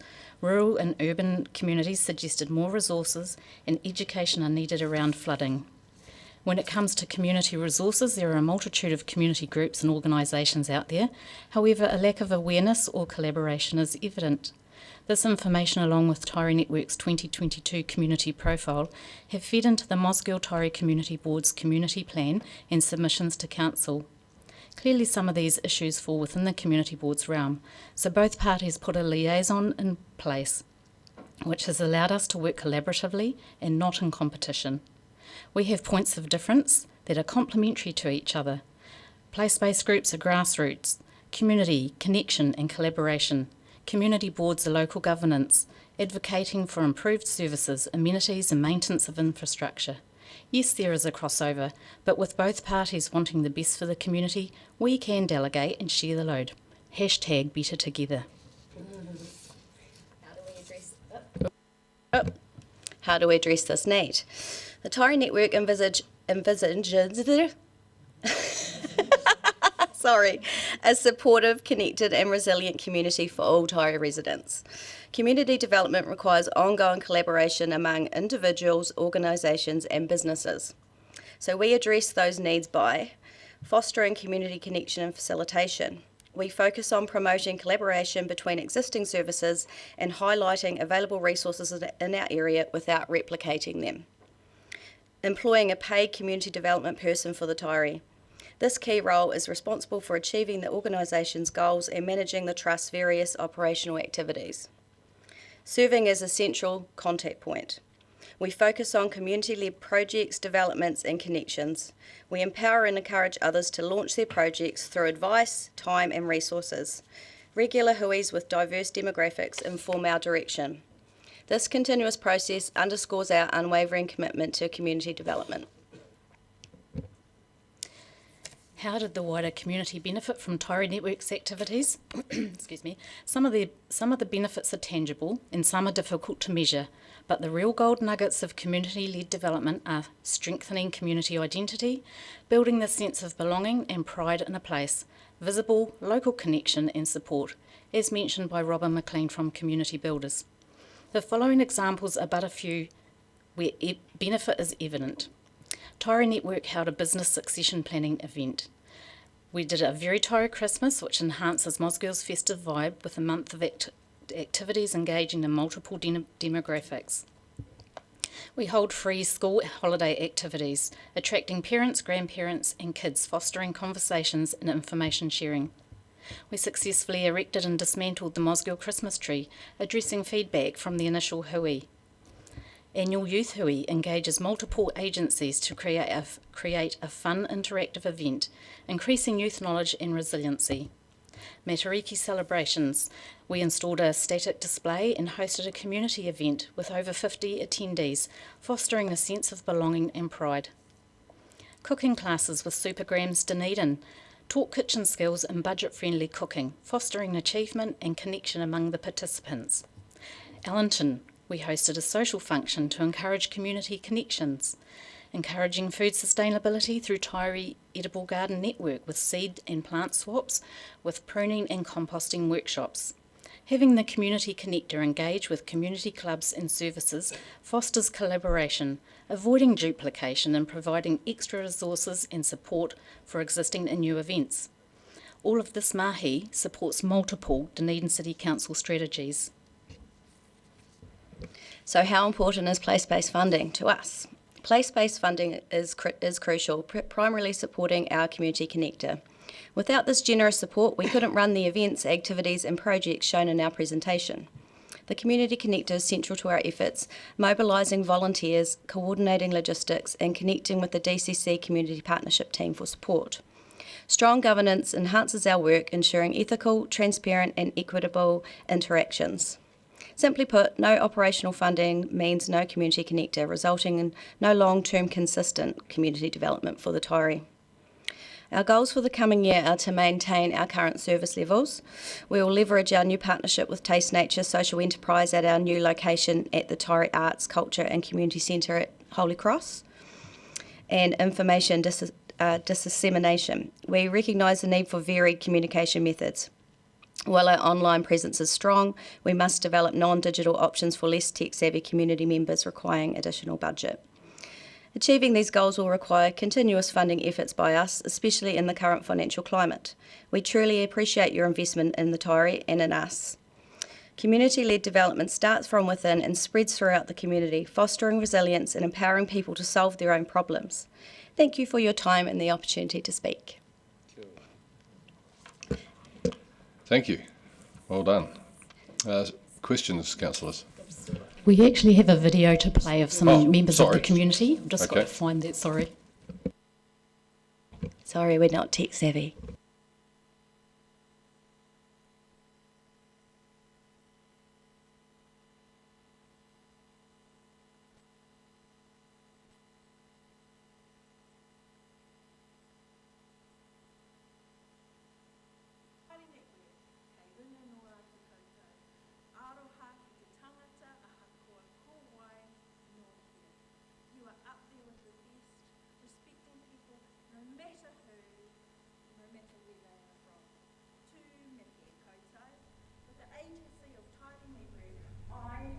Member of Societies Up Front. We celebrate language and culture with our Taieri community. Ko te wana aho, kaki te aho.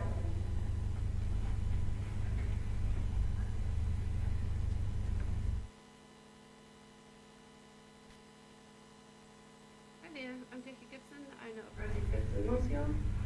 When we took over this 2.5 years ago, we had no previous retail experience and we're discovering how retail and communities connect to work together.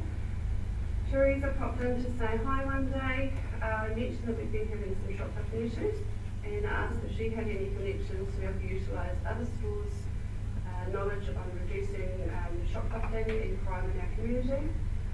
She got to work quickly and organised an interactive workshop which was attended by a number of local stores. This provided an amazing opportunity for us to knowledge share, as well as learn from professionals about how better to care for our store and reduce uplifting in our space.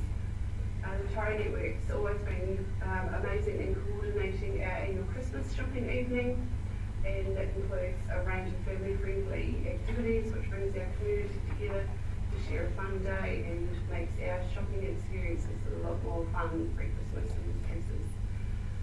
We see the network as an asset to our community in a way in which we can all strengthen our ties together. Thanks.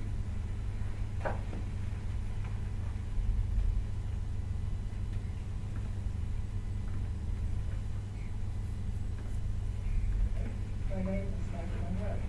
I'm president of the Taieri and Teresa Club. And Teresa is an international voluntary service club endeavouring to help those in our community. Teresa and the Taieri Network have been a great assistance to us in finding groups needing either our funds or our time. It is so helpful when we support the Taieri Network under one umbrella, therefore ensuring our good work to our focus in the Taieri area.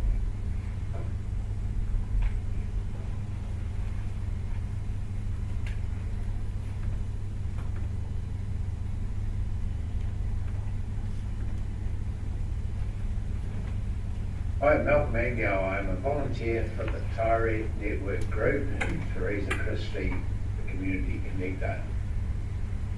The network assists the local community ongoing. This need to help the general community is ramping up. There is a large, often changing portion of the community requiring the network support. The network has established numerous contacts best to help in a positive way these people in need of the support. I have volunteered because I feel an obligation to support people needing help. This allows me to be at peace with myself.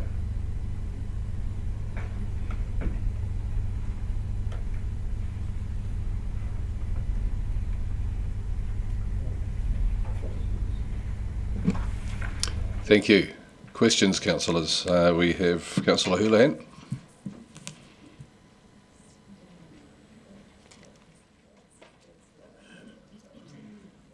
I know what I was going to ask.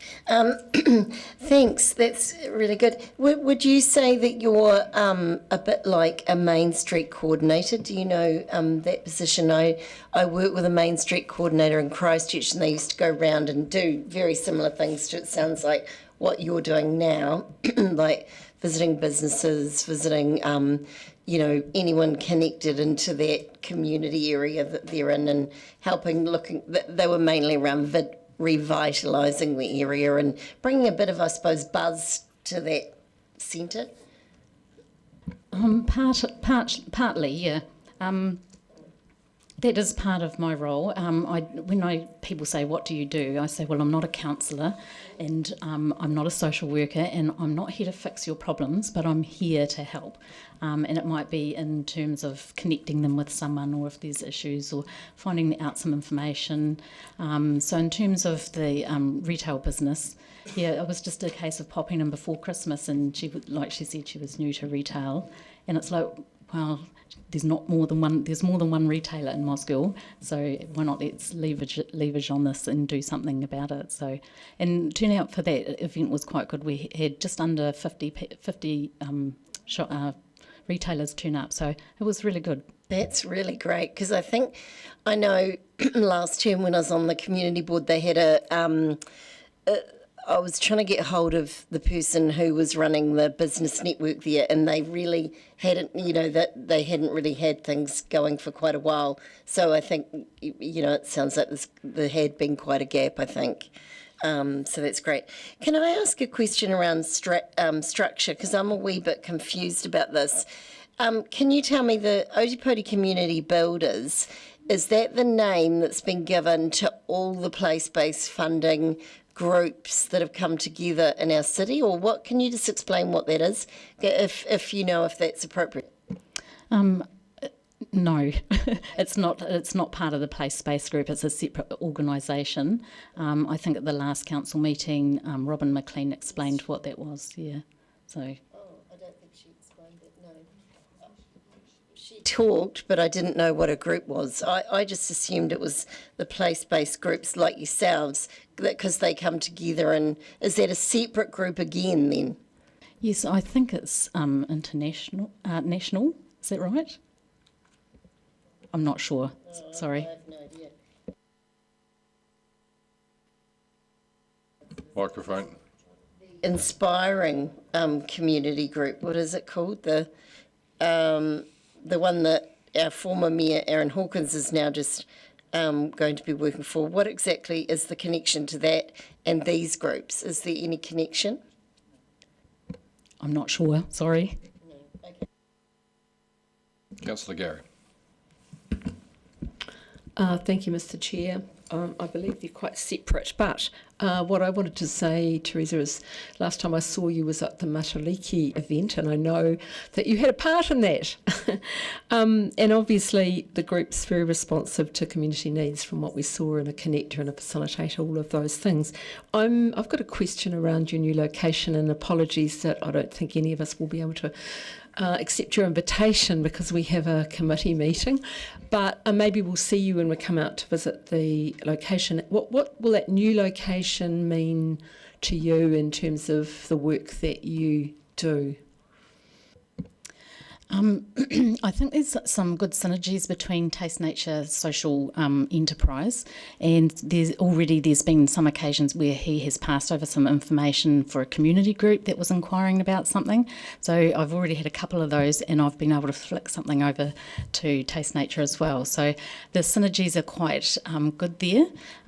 Also, the venue is really there's just so many options. Being that the Taieri Rugby Club was a massive venue, and sometimes if you were holding a smaller event it was quite cold and not inviting. So yeah, there's lots of options at this new venue. So you've got a lot of facility sizes, haven't you, within formerly Burns Lodge? Yeah, excellent, and great to hear about those connections, and maybe we'll see you when we come out. Thank you for coming to speak to us. Fantastic. Oh, one more question. Councillor Lafisa. Tēnā koe. My question is for Ms. Compton. As the chair, I'm just curious as to what your strategic vision. Do you have a long-term vision for the Taieri?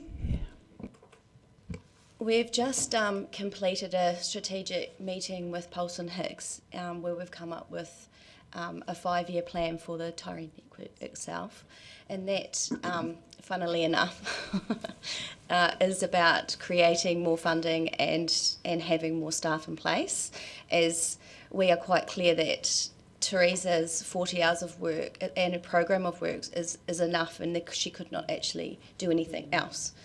So in order for us to facilitate more opportunities and have more events led by us, then we would need to create funding, and that's being sustainable not through the council, it's how would we do that in this current financial climate. So that is one of our strategic goals, and we had to do some more planning around that around our table. Thank you. Mayor Raddick. Just noted on your website you've made a comment about the Outram Glen toilet. Is the new one fully operational now? I haven't actually been out to check, but I know that it had been started. Yeah. Yeah. Can confirm that it is. Yep. Okay, this time we're finished with questions. Thank you very much. Much appreciated. And we will now move on to item number 11.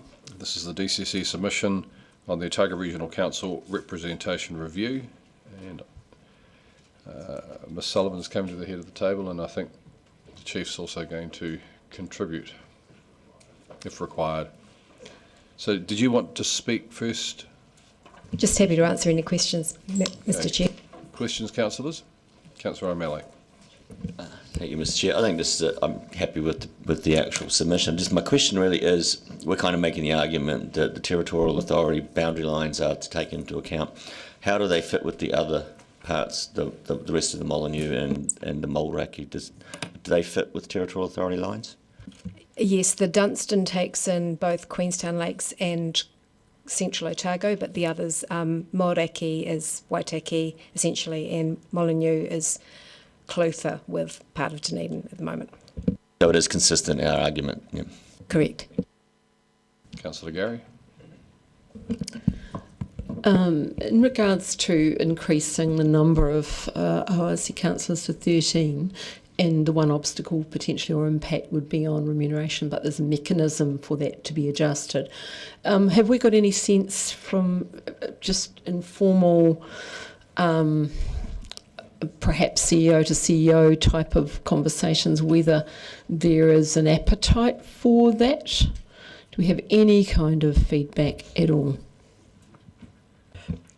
All I would say is that the Regional Council knew that increasing the number of councillors was an option, and they've chosen to go with the proposal that they have. Thank you. Councillor Benson-Pope. Thank you. Two questions. One of them relates a little to what Councillor Gary was just asking. In light of the presentation we've just had from people around the traps, was there any discussion with the Mosgiel Taieri Community Board or Mosgiel about this proposal and the shift of Mosgiel for the regional council constituency to, I don't know, the back blocks, whatever you like? Did that discussion happen? I think maybe the Deputy Mayor might be able to answer that.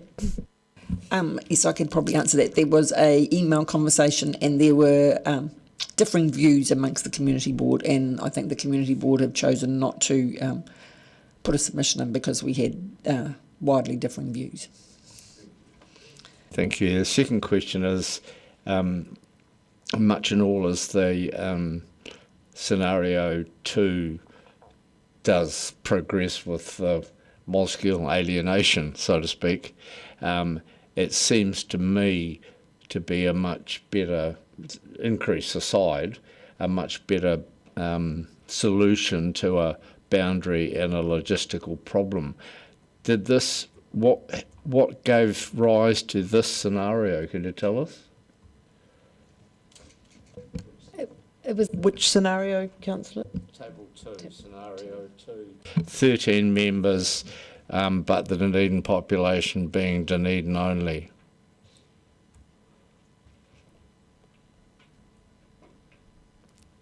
I think it was just preparing another scenario for the ORC to consider if they didn't wish to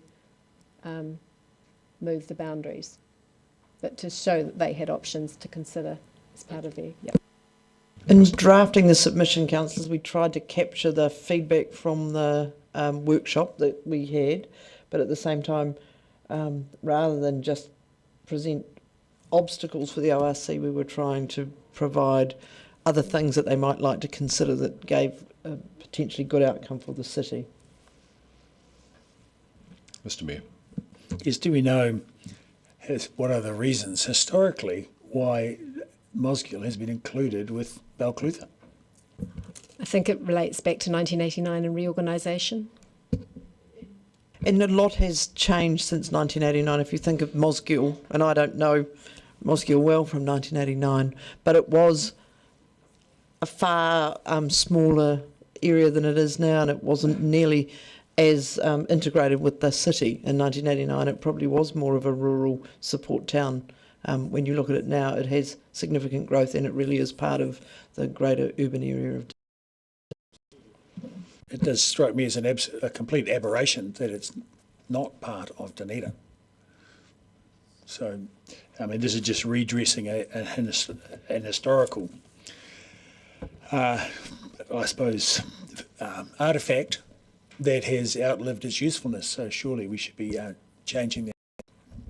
And is there any reason that anyone knows why the ORC would want to keep Mosgiel as part of Clutha? I think their proposal suggested why, but it's about trying. I think their proposal is about trying to manage the plus or minus 10% requirement within keeping an existing 12 councillors, because there's clear growth in Dunstan that needs to be accommodated for somehow. And so they have chosen a methodology for doing it. In this submission, we are suggesting that the city provides some alternative options. That's good. So we've got two of those, but obviously one of them is retains the number of councillors that ORC is looking to achieve. So it's clearly probably quite entirely appropriate in the circumstances. Thank you. Okay, that's it for questions. So I'll move that the committee approves the draft DCC submission with any amendments on the Otago Regional Council's representation review. B, authorises the Chief Executive to make any minor editorial changes to the submission if required. And C, authorises the Mayor or Delegate to speak at any hearings in regard to the DCC submission. Is there a seconder? Councillor Lefiso.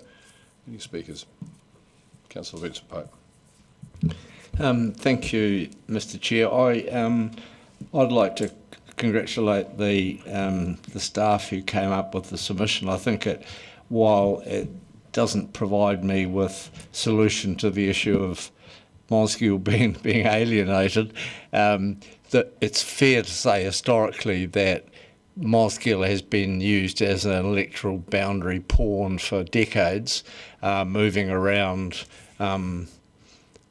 into central Otago or south, depending on the factors that determine representation, both in central government representation reviews and in these local government reviews. I think the Table 2 scenario, personally, the Table 2 scenario with an increase in numbers provides certainly the best balance in terms of population, and I feel comfortable with it in that context, despite the lack of, despite my concerns and the concerns that were expressed at the workshop about Mosgiel not being regarded as a part of urban Dunedin, and I think that's a compromise that we probably have to put up with. That would be a good outcome and a better outcome than the other suggestions that were tabled in their report, or indeed, in my view, the other suggestions that we're containing in the submission. But I think overall it's a balanced submission and contains good suggestions, raises the issues, and I hope that the ORC will give it due consideration. Councillor Lucas. Thank you. I agree it is a good submission, and I also agree with the comments where we talk about the Local Government Commission noting the three elements of community of interest in terms of Mosgiel Taieri and also the Strath Taieri. The perception, a sense of belonging to a clearly defined area, political, the ability of the elected body to represent the interest of the community, and functional, where people look for social service and economic support. And I think clearly Mosgiel Taieri and Strath Taieri look to Dunedin City, and I think, as Councillor Benson Pope has said, is about correcting a historical anomaly. And I also think the Regional Council need to address that where the growth in population is in Dunstan, and they need to add an additional councillor, I think, that is where there is a population growth, and they need to address that fact rather than tinker on the edges of the Molyneux with the Molyneux ward. Mr. Mayor. Yes, further to that, as we see on page 111, item 19, the requirements of section 19U of the Act notes that as far as practical, constituency boundaries coincide with boundaries of one or more territorial authorities. So, the change, either option 1 or 2, would correct an historical anomaly and put things right. So if they want to keep 12 councillors, well, then we can have a change from one from Molyneux, but obviously a better, probably a more palatable and easier and more practical compromise would be to have 13 councillors. So either way, we're making appropriate submissions, to this representation review. And I can't recall hearing much from Molyneux councillors advocating for flood protection and such things for Mosgiel historically. But maybe it's happened, but you know, that's also the historical anomaly of the inequity in the representation has led to possibly a lack of advocacy on behalf of Mosgiel when it comes to ORC decisions, because we do hear advocacy to us quite stridently about flood protection for Mosgiel. And so I don't know that that's been carried through due to the lack of representation, so it'd be good to correct that anomaly.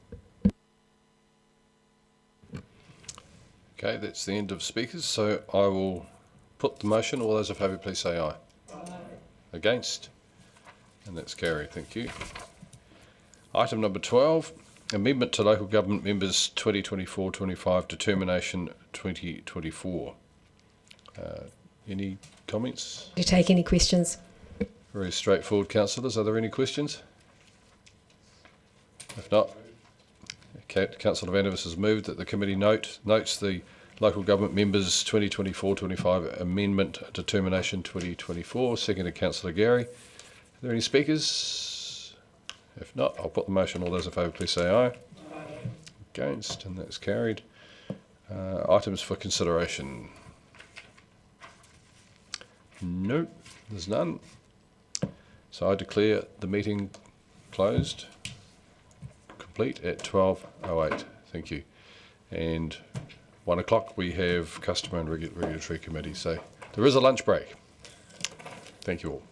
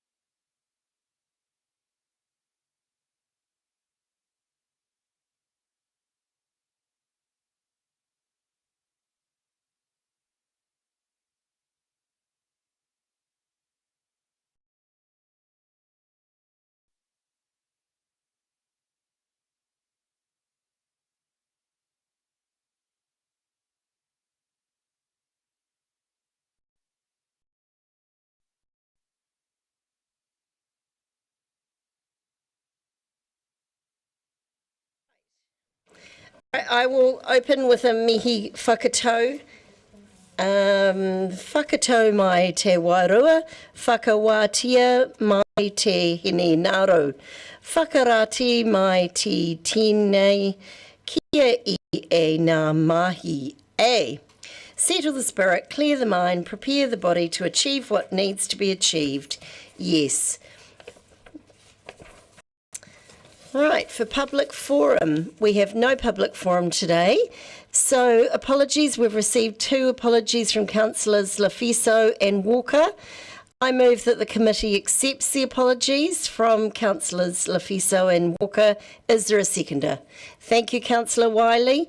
I'm going to put the motion. All those in favour? Anyone against? Motion carried. Confirmation of agenda. I move that the committee confirms the agenda without additional alteration. Is there a seconder? Thank you, Councillor Wiley. Any discussion? I'm going to put the motion. All in favour? Aye, carried. Anyone against? No, carried. Any declarations of interest, given we've just had a meeting? I assume there's no changes in the last 5 minutes, but if there is, surprise me, but I don't think there will be. Does anyone have any updates? No. I move that the committee notes the elected member's interest. Okay, and we move on. We've got a seconder of Councillor Wiley today. Thank you. All in favour? Anyone against? Motion is carried. Right. Now we're moving on. Customer and Regulatory Committee confirms the Customer and Regulatory Committee meeting held on the 12th of September 2023. Is there a seconder for that? Deputy Mayor Lucas. I'm going to put the motion. All in favour? Anyone against? The motion is carried. Okay, now we come to reports. Excuse me, yes, Councillor Hulan. Do we have the right minutes that you've just signed off? Well, we can check, pull them up, have a look. We've got held on the 12th of September 2023. Is that correct? That doesn't sound correct, does it? When I read that, I thought, okay, we'll just check that. Thank you for that. The correct minutes, 21st of May. 21st of May. Okay. Happy to second. So I'm not sure why that was there. Right, anyway, that's right, we'll carry on. Okay, so we're moving to reports, and we've got now a new title for Mr. Henderson. Our new Acting Customer and Regulatory General Manager, Paul Henderson, will speak to this report. Happy to take that one as read, thank you. Right, okay. Any questions? No. Oh, yes, Councillor Gary. Thank you. On page 23, it mentions the Dunedin local alcohol policy. Mr. Henderson, can you just very quickly give us what are going to be the key differences between the last time we had the review, which was extremely challenging because there was the ability for the industry to lobby, and this time round? Do you have any understanding of the that level of detail? Apologies to put you on the spot. Councillor, we don't know the the level of detail of what will be put in the review, but there will be a report to this committee, and it will be considered shortly in time for the lap finishes on the time to do it is by February 2025. Yep. Sorry, I didn't articulate that clearly enough. I was interested in changes in government policy. Is there not a change so that, and this is a crucial one, as I believe, that the sector won't be able to lobby after the fact? Sorry, I haven't got the level of detail. Any more questions? Yes, Councillor Vandevers. On page 26, there's a graph relating to the average days out to book an inspection against the 5-year target. Pardon me? That's I'll right. keep it. Thank you. All right. Okay, so we'll move on. Is there a seconder or any other speakers? Second, thank you, Councillor Wiley. All right, I'm now going to put the motion. All those, have we got the motion up there? No, can we just put the motion on the screen, please? Would that be possible, just to...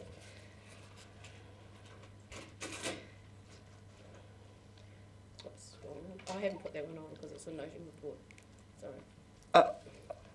It's just noting. I haven't done it. So. Oh, okay. So we're going to note, okay, we'll note this report, and all those in favour? Aye, carried. Right, we're now moving on to submission of making it easier to build granny flat in here. What's happened? Item 8. Right, this would be good if we could get this. Right, here we go.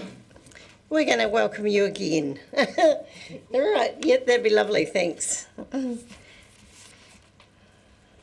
And we're also going to welcome up Ms. Brown, who it's her last day tomorrow. So welcome up and thank you. And also Mr. Worthington, I believe, is coming, and Ms. McGill, welcome. Great. Now, do any of you wish to speak to this report? Thank you, Chair. We just want to make one minor amendment to one of the graphs on page 28, which is the Parking Services Performance Report. Within the Priority 1 complaints, we've indicated it's 78%, when in actual fact it's 53%. So our apologies, and we'll make that adjustment into the next set of graphs that we provide to this committee. Thank you. Now, are you all happy to take questions? Yes. Thanks. Mr. Mayor? Sorry, first question is about the statement you just made. Sorry, what was the 78% pertaining to? The parking graph, is it where the graph ends up? Yep, so on the bottom of page 28, Parking Services Performance Report, the line, grey-black line, indicates we've finished at 78%, whereas that should actually be 53%. Right, so that's a big drop. Correct. Oh, there's a drop in response. Correct. That's as a result of staffing. Very good. I have a couple of questions about some of the others. On that same page, the graph above it, the dog attacks are dropping quite steadily. You know, the overall trend of the blue bars is a drop in dog attacks. To what do you have an attribution for that? What do you think that is happening? It's a good result. Sorry, through the chair, just to clarify the notes to the right, the overall numbers are dropping. However, there's an increase in dog attack numbers in June, so we are seeing a decline, which is great. It's very hard to attribute to that for reasons for that, but we have seen a slight increase in dog attacks. Yes, and I saw the rise at the end in June, but like I'm just looking at the line of best fit across the blue bars. Seems to be a general decrease, but you always get monthly aberration. Winter, who knows? But, okay. Back to the page before, I just had a couple of questions about a couple of graphs. Page 27, the trend line on RFIs there's been a slight reduction down, from 21 to 22, and another slight reduction to 23 in the line graph, which is percentage of building consent applications having at least one RFI. So there is a small drop there. Do we have a range, and are we continuing to develop strategies to decrease those RFIs? Through the chair, thank you. Yes, we continue to work on what the high requests for further information incidents are. Generally, it's commercial and specified systems. Through the educational work that we're undertaking, we target those individuals, but because it's such a crude measure, it targets just one or above. Longer term, what we'd like to be able to get to is to be able to see how many actual points have been identified, and if we can actually see that trending downwards, that says if it's been 15 and we're now at 7, then that would suggest that there's an improved quality as well within the applications received. Thank you. And just on page 27, the same, the yellow bar graphs, on the number of building consents received on the top left of the page, January to June. There we go. I've answered my own question. 6 months, because I was wondering why it's 1,500 versus 3,000. So it's only 6 months. Thank you. And that's it. Thank you. Thank you. Councillor Gilbert. Thank you. Going back to page 28, the dog attacks one, and this could be me seeing patterns where in fact there aren't, but what jumped down at me was there seems to be a cycle of 3 months. The first month higher, second month lower, third month lower, and then we cycle back again, and it's down, down, down, up, down, down, down, up. So as dog behaviourists and psychologists, as I'm sure you are, any idea, is it me seeing patterns, or is there something at work here that explains why we seem to be going through cycles of getting better and then suddenly getting worse before we get better again? I'm not a dog psychologist, I'm sorry. I can't say, to be honest, what the reasoning is. When I looked at the July stats, we're actually seeing we've seen quite a drop over the last 6 months. So you'll see a change next time we bring the report through. And there's no rhyme nor reason for that. The officers are spending a lot of time working in education in the schools.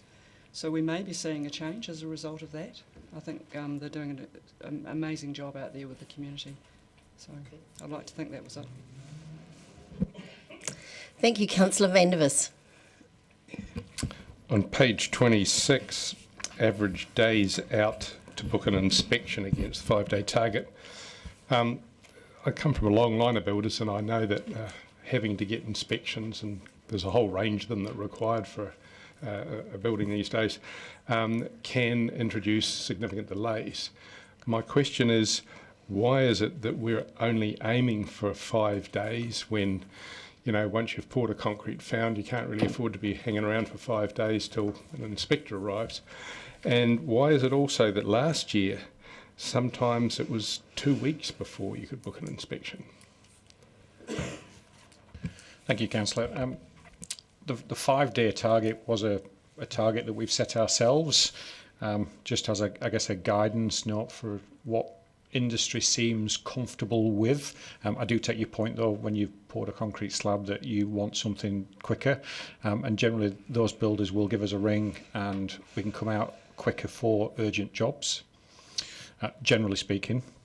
To your point regarding the 21-22, that's when the peak of building industry work volumes, record consent numbers. We had a number of resourcing challenges at that time as well that was not acceptable from an industry point of view, and I think fundamentally resulted in the government, because it wasn't just a Dunedin question, it was across the whole nationwide BCAs.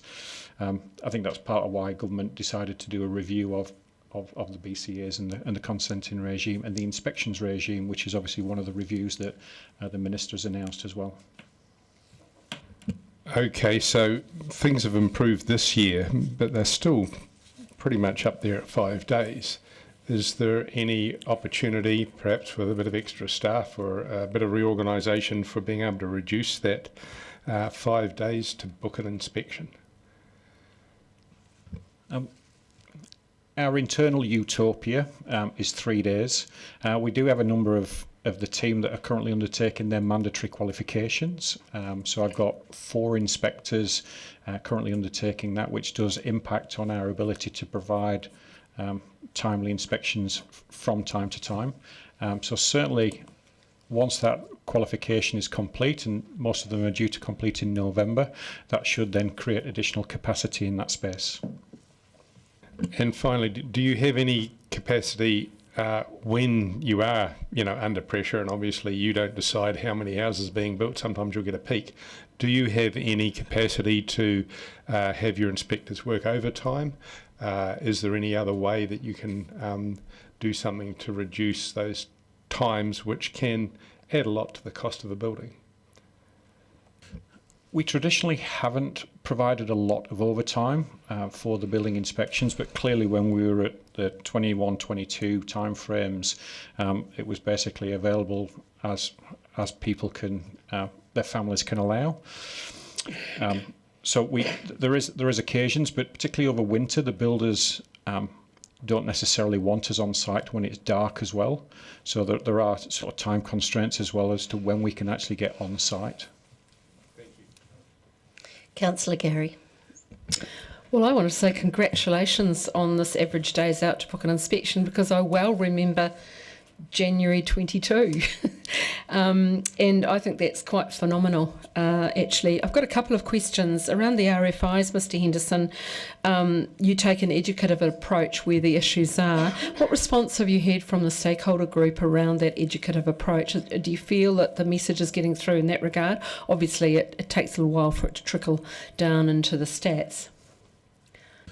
Yeah, thank you, Councillor. The feedback is overwhelmingly positive around the educational approach that we're taking. As I mentioned previously, the RFI percentage is quite a crude percentage in that once you go into one request for further information, it gets captured within the statistics. And I say longer term, we'd like to be able to get to the stage where we can actually show the reduction in the actual RFI numbers, because that, in my view, will be a better measure of the progress that we're making on that educative approach. But it's true, isn't it, that RFIs often correspond to particular designers, particular builders. It isn't across the board. Some are better at this than others in terms of the application detail that they put in the first instance. Yeah, absolutely. The ones that may have 30, 40 requests for further information, whereas some might only have 2 or 3. But that would still get captured within that broad statistic. 2 other questions. Page 29, and still a question for, maybe a question actually for you, Mr. Worthington. It's in the key trends and issues, and it's around the modified process for implementing the regulations for lead and soil, which was provided to people in the RMA and building professions. What kind of reaction did you get? There has been limited response. There have been some ongoing discussions we've had with a couple of consultants in the survey community, but they were happening beforehand, but nothing really stand out. Good to know. Thank you, Ms. Brown, and sorry to leave you up, Ms. McGill.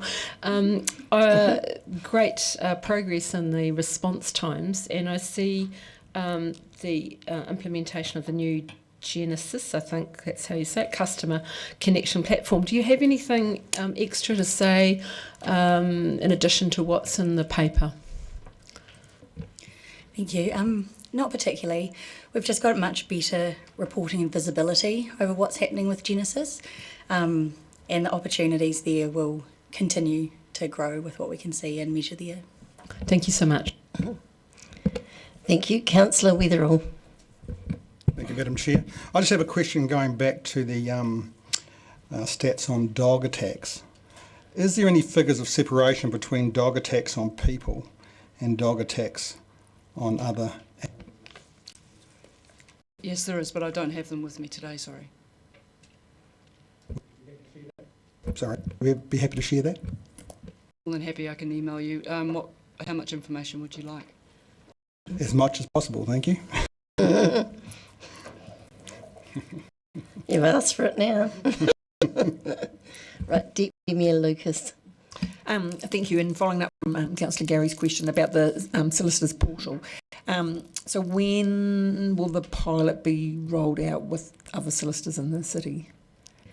I think the solicitors portal has been done in conjunction with the BIS team, and I think we were waiting to get through the new financial year and let everything settle. So I think it's not far off going to everybody now.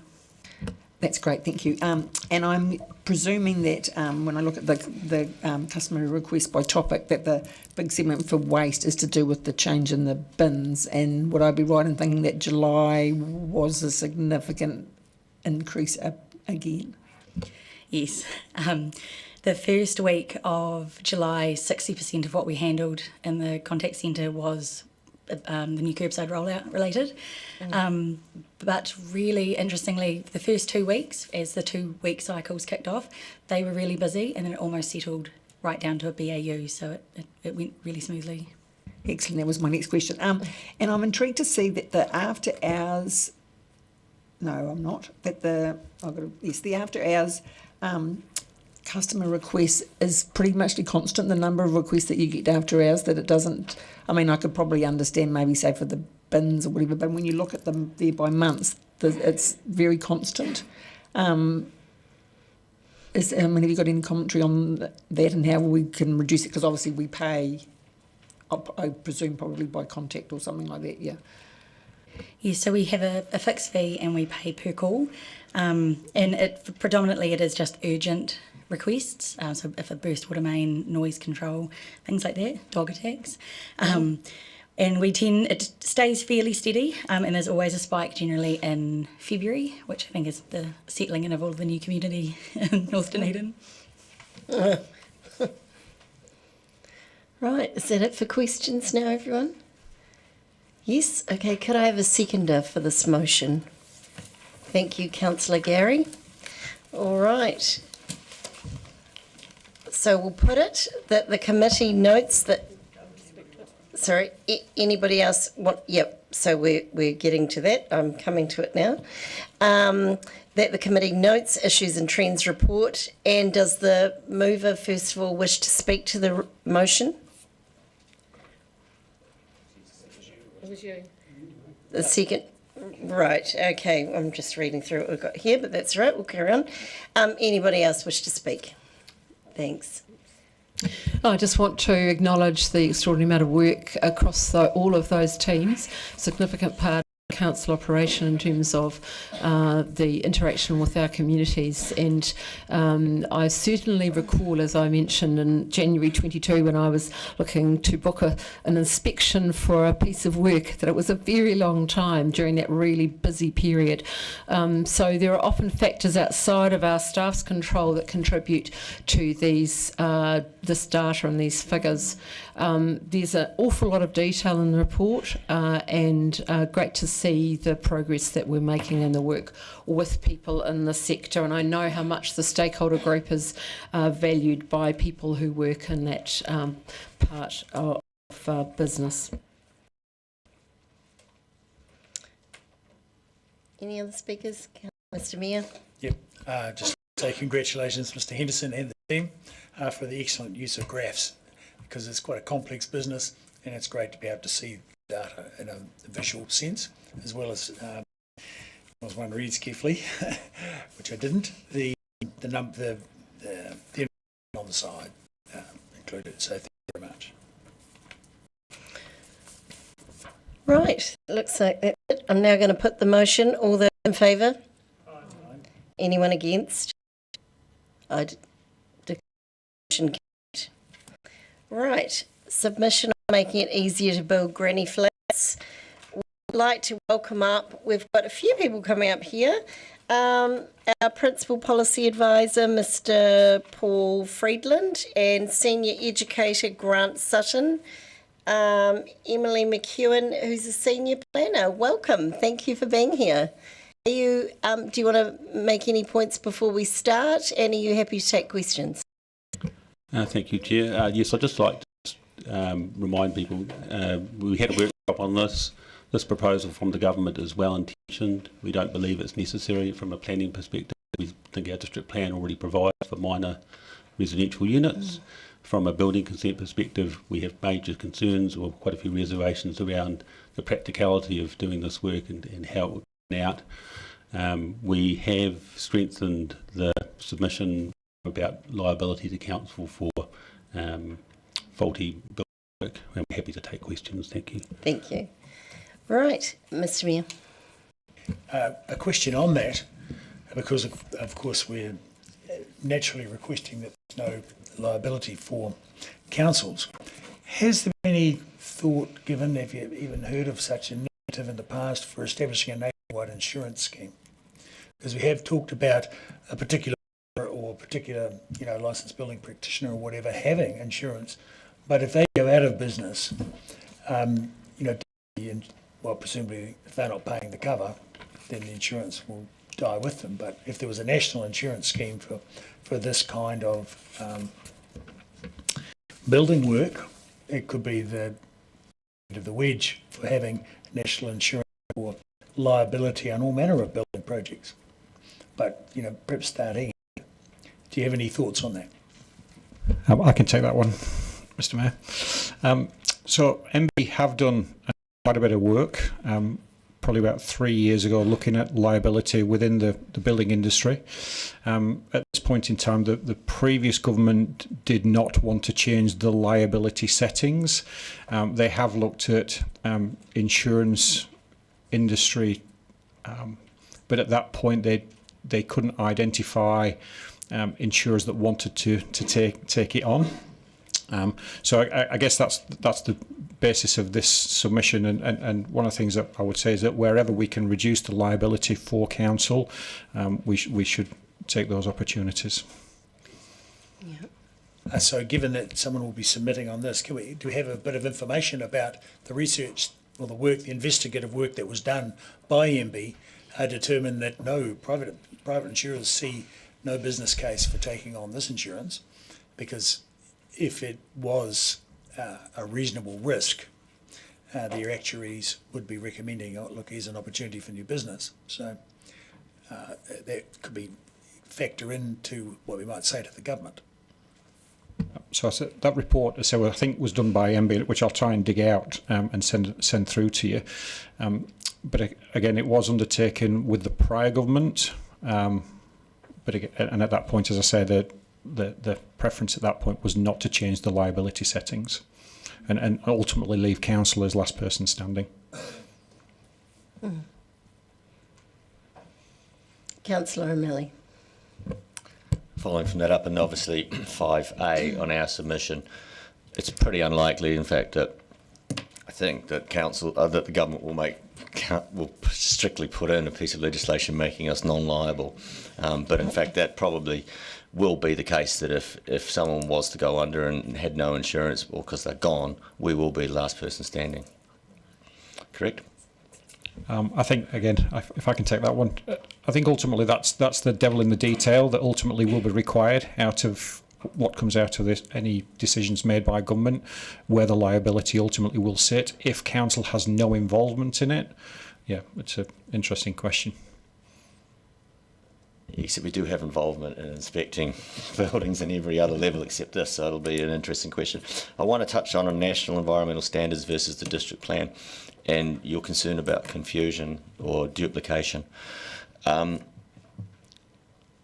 In the hierarchy, it would sit above a district plan, I assume. That's correct. And so we're looking for making sure that basically there isn't any. Well, I know our statement is that if we've already got something in our district plan to enable this, you're asking that in fact we be exempted from having a national environmental standard applied to us. Can they do that separately? Like if they put one out, can they say it doesn't apply to, or does it just come out? They can apply it in such a way that they can have standards or rules, and they can say whether you can be more strict or less strict, and depending on what they say, it depends on how it applies. So they can be quite loose at times, and we've had some problems with recent national environmental standards in terms of implementing them, in terms of giving guidance to people whether a rule in the district plan applies or whether something in the national environmental standard applies. And so there's a lot of work being done on national directions by government at the moment, and our real fear is that implementation of those is going to cause a lot of confusion, and a lot of the efficiencies that they're looking for in terms of making life easier, in fact, makes it more difficult. Thank you. Right, Councillor Benson-Pope. Thank you. I recall at the workshop, the concern was expressed that this was round 2 of the leaky building scenario. In your view, generally I think it's a good submission, but I wonder that concern is not strongly enough stressed.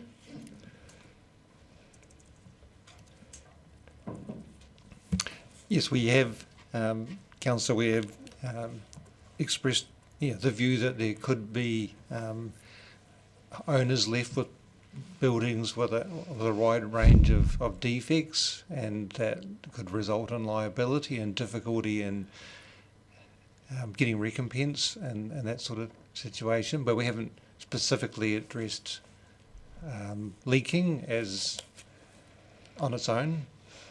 All right, let me ask an associated question. One of the other concerns, and which I can't spot text about in here from the workshop, was the issue around side yards, in particular conflict with existing setbacks. Is it anywhere in the submission? It may be.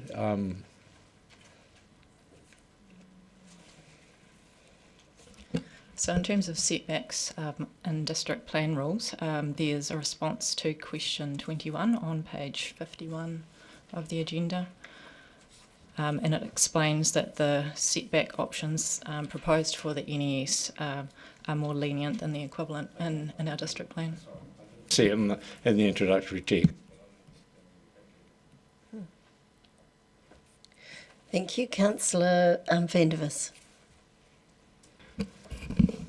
Surely, if the DCC doesn't do any inspection, it can't possibly be liable for any defects.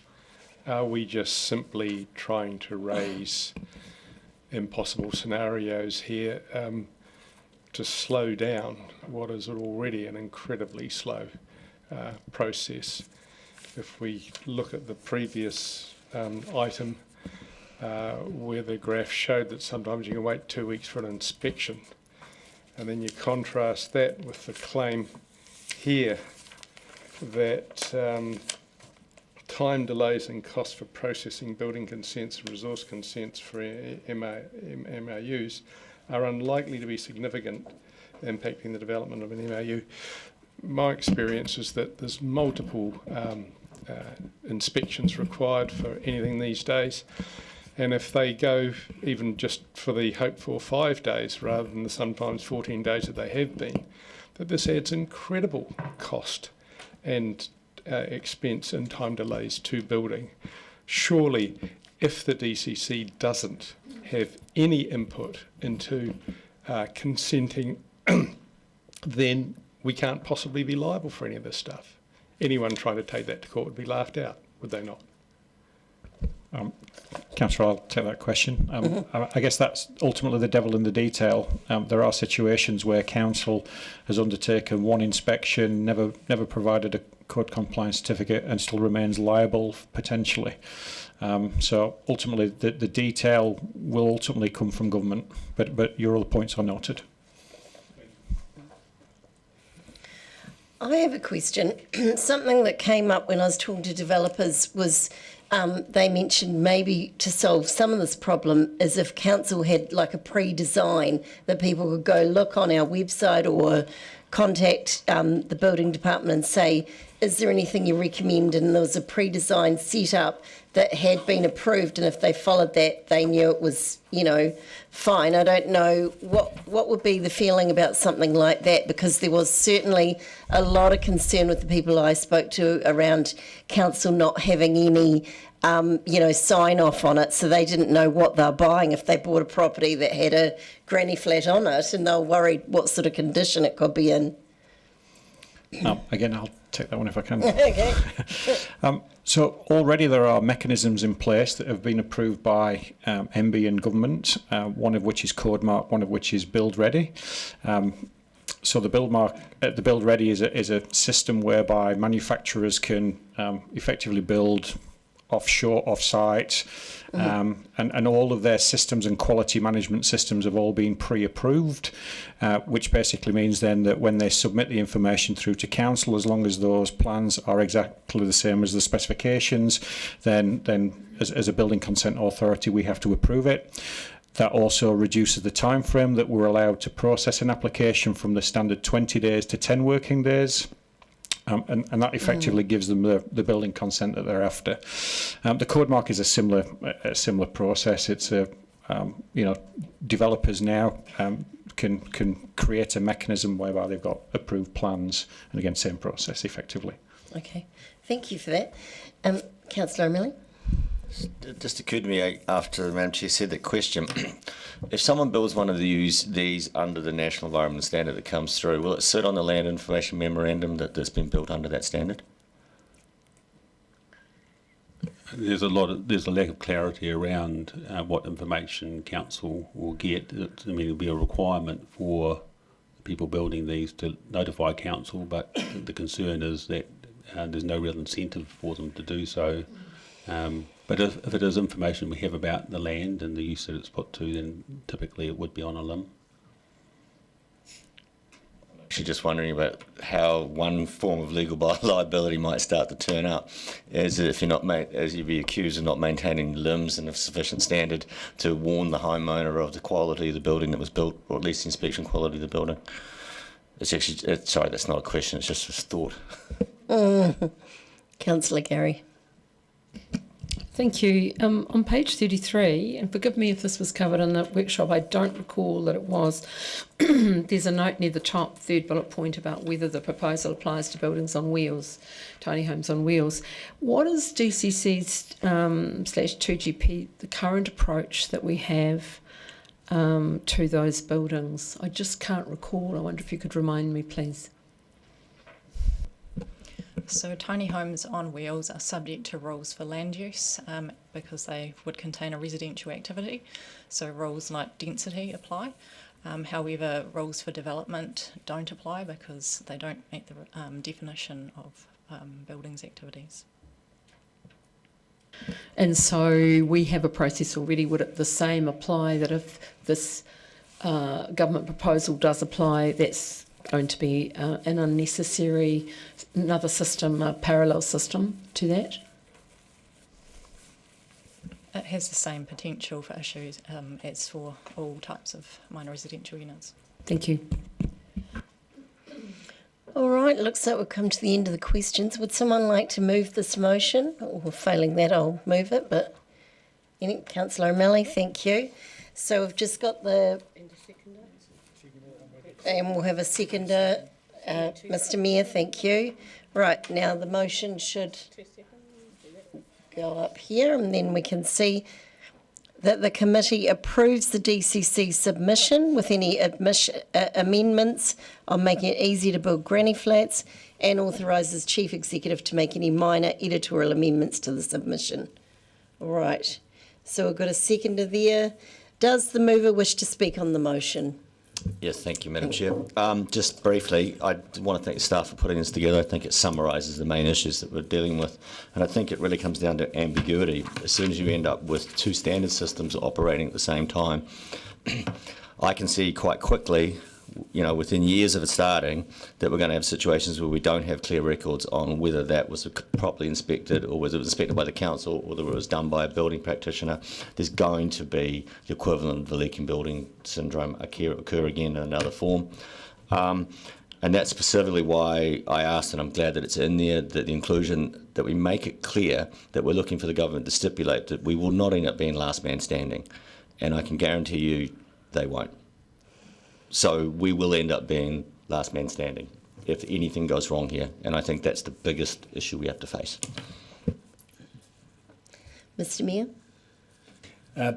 Well, I concur that it is the most serious issue with this whole proposal. I think the proposal could be workable if there was no liability for councils, and it's a huge danger for councils that the government can come up with a completely unfunded mandate and put all of the liability back on council. So it's absolutely my hope that they will not do that. And I think the fact that there was an insurance investigation in previous years does point to the fact that it's absolutely not a commercial situation to be taking on a liability without some balance and inspections and some ability to establish what is happening with these buildings. However, I mean, I can understand where it comes from, that they want to have to be able to build housing at a rapid rate. But I think coming up with a second set of standards, you can just see so much potential for failure in that. So I think, well, obviously it's contained in our submission, so we need to be, discussing that as fully as possible as it goes through the system. Thank you. Councillor Gary. As someone who has built a tiny home or a granny flat and been through the process with this council in my personal capacity, I can attest to the fact that the processes are good processes and they are in place to protect the folk who build and own those properties. It ensures that I have comfort knowing that the quality of workmanship has reached a standard. I know that there are not going to be issues in the future. And when you're investing a lot of money in a build like that, that is really good reassurance. Our people interpret the rules with intelligence, common sense, and are as efficient as we allow them to be in terms of the resources that we give them. And I just want to say that a second set of rules is only going to complicate things, let alone there's going to be problems arise around quality of workmanship, because not all builders are equal. Not all tradespeople are equal. We've got great tradespeople in the city, certainly, but not all of them have the depth of knowledge around particular standards, and our people, when they come to inspect and check the processes, are very careful, and they take an educative, positive approach in how they conduct that. And I know that because I retreated to the kitchen while the various inspectors were there. I was very conscious not to be present, but I certainly heard the way our people conducted themselves and the work they did. And so I don't think the processes we have right now are onerous in the slightest, and I really do have an issue with the processes the government wants to put in place and around the liability. So thank you for the submission. Excellent. I do hope that we win out. Councillor Vandervis. The idea that the DCC could possibly be liable for a building process in which they had no consenting or inspection role, to me, is utterly absurd. Anyone trying to take someone to court, trying to take the DCC to court for something that they had absolutely no part in, would be laughed out of court.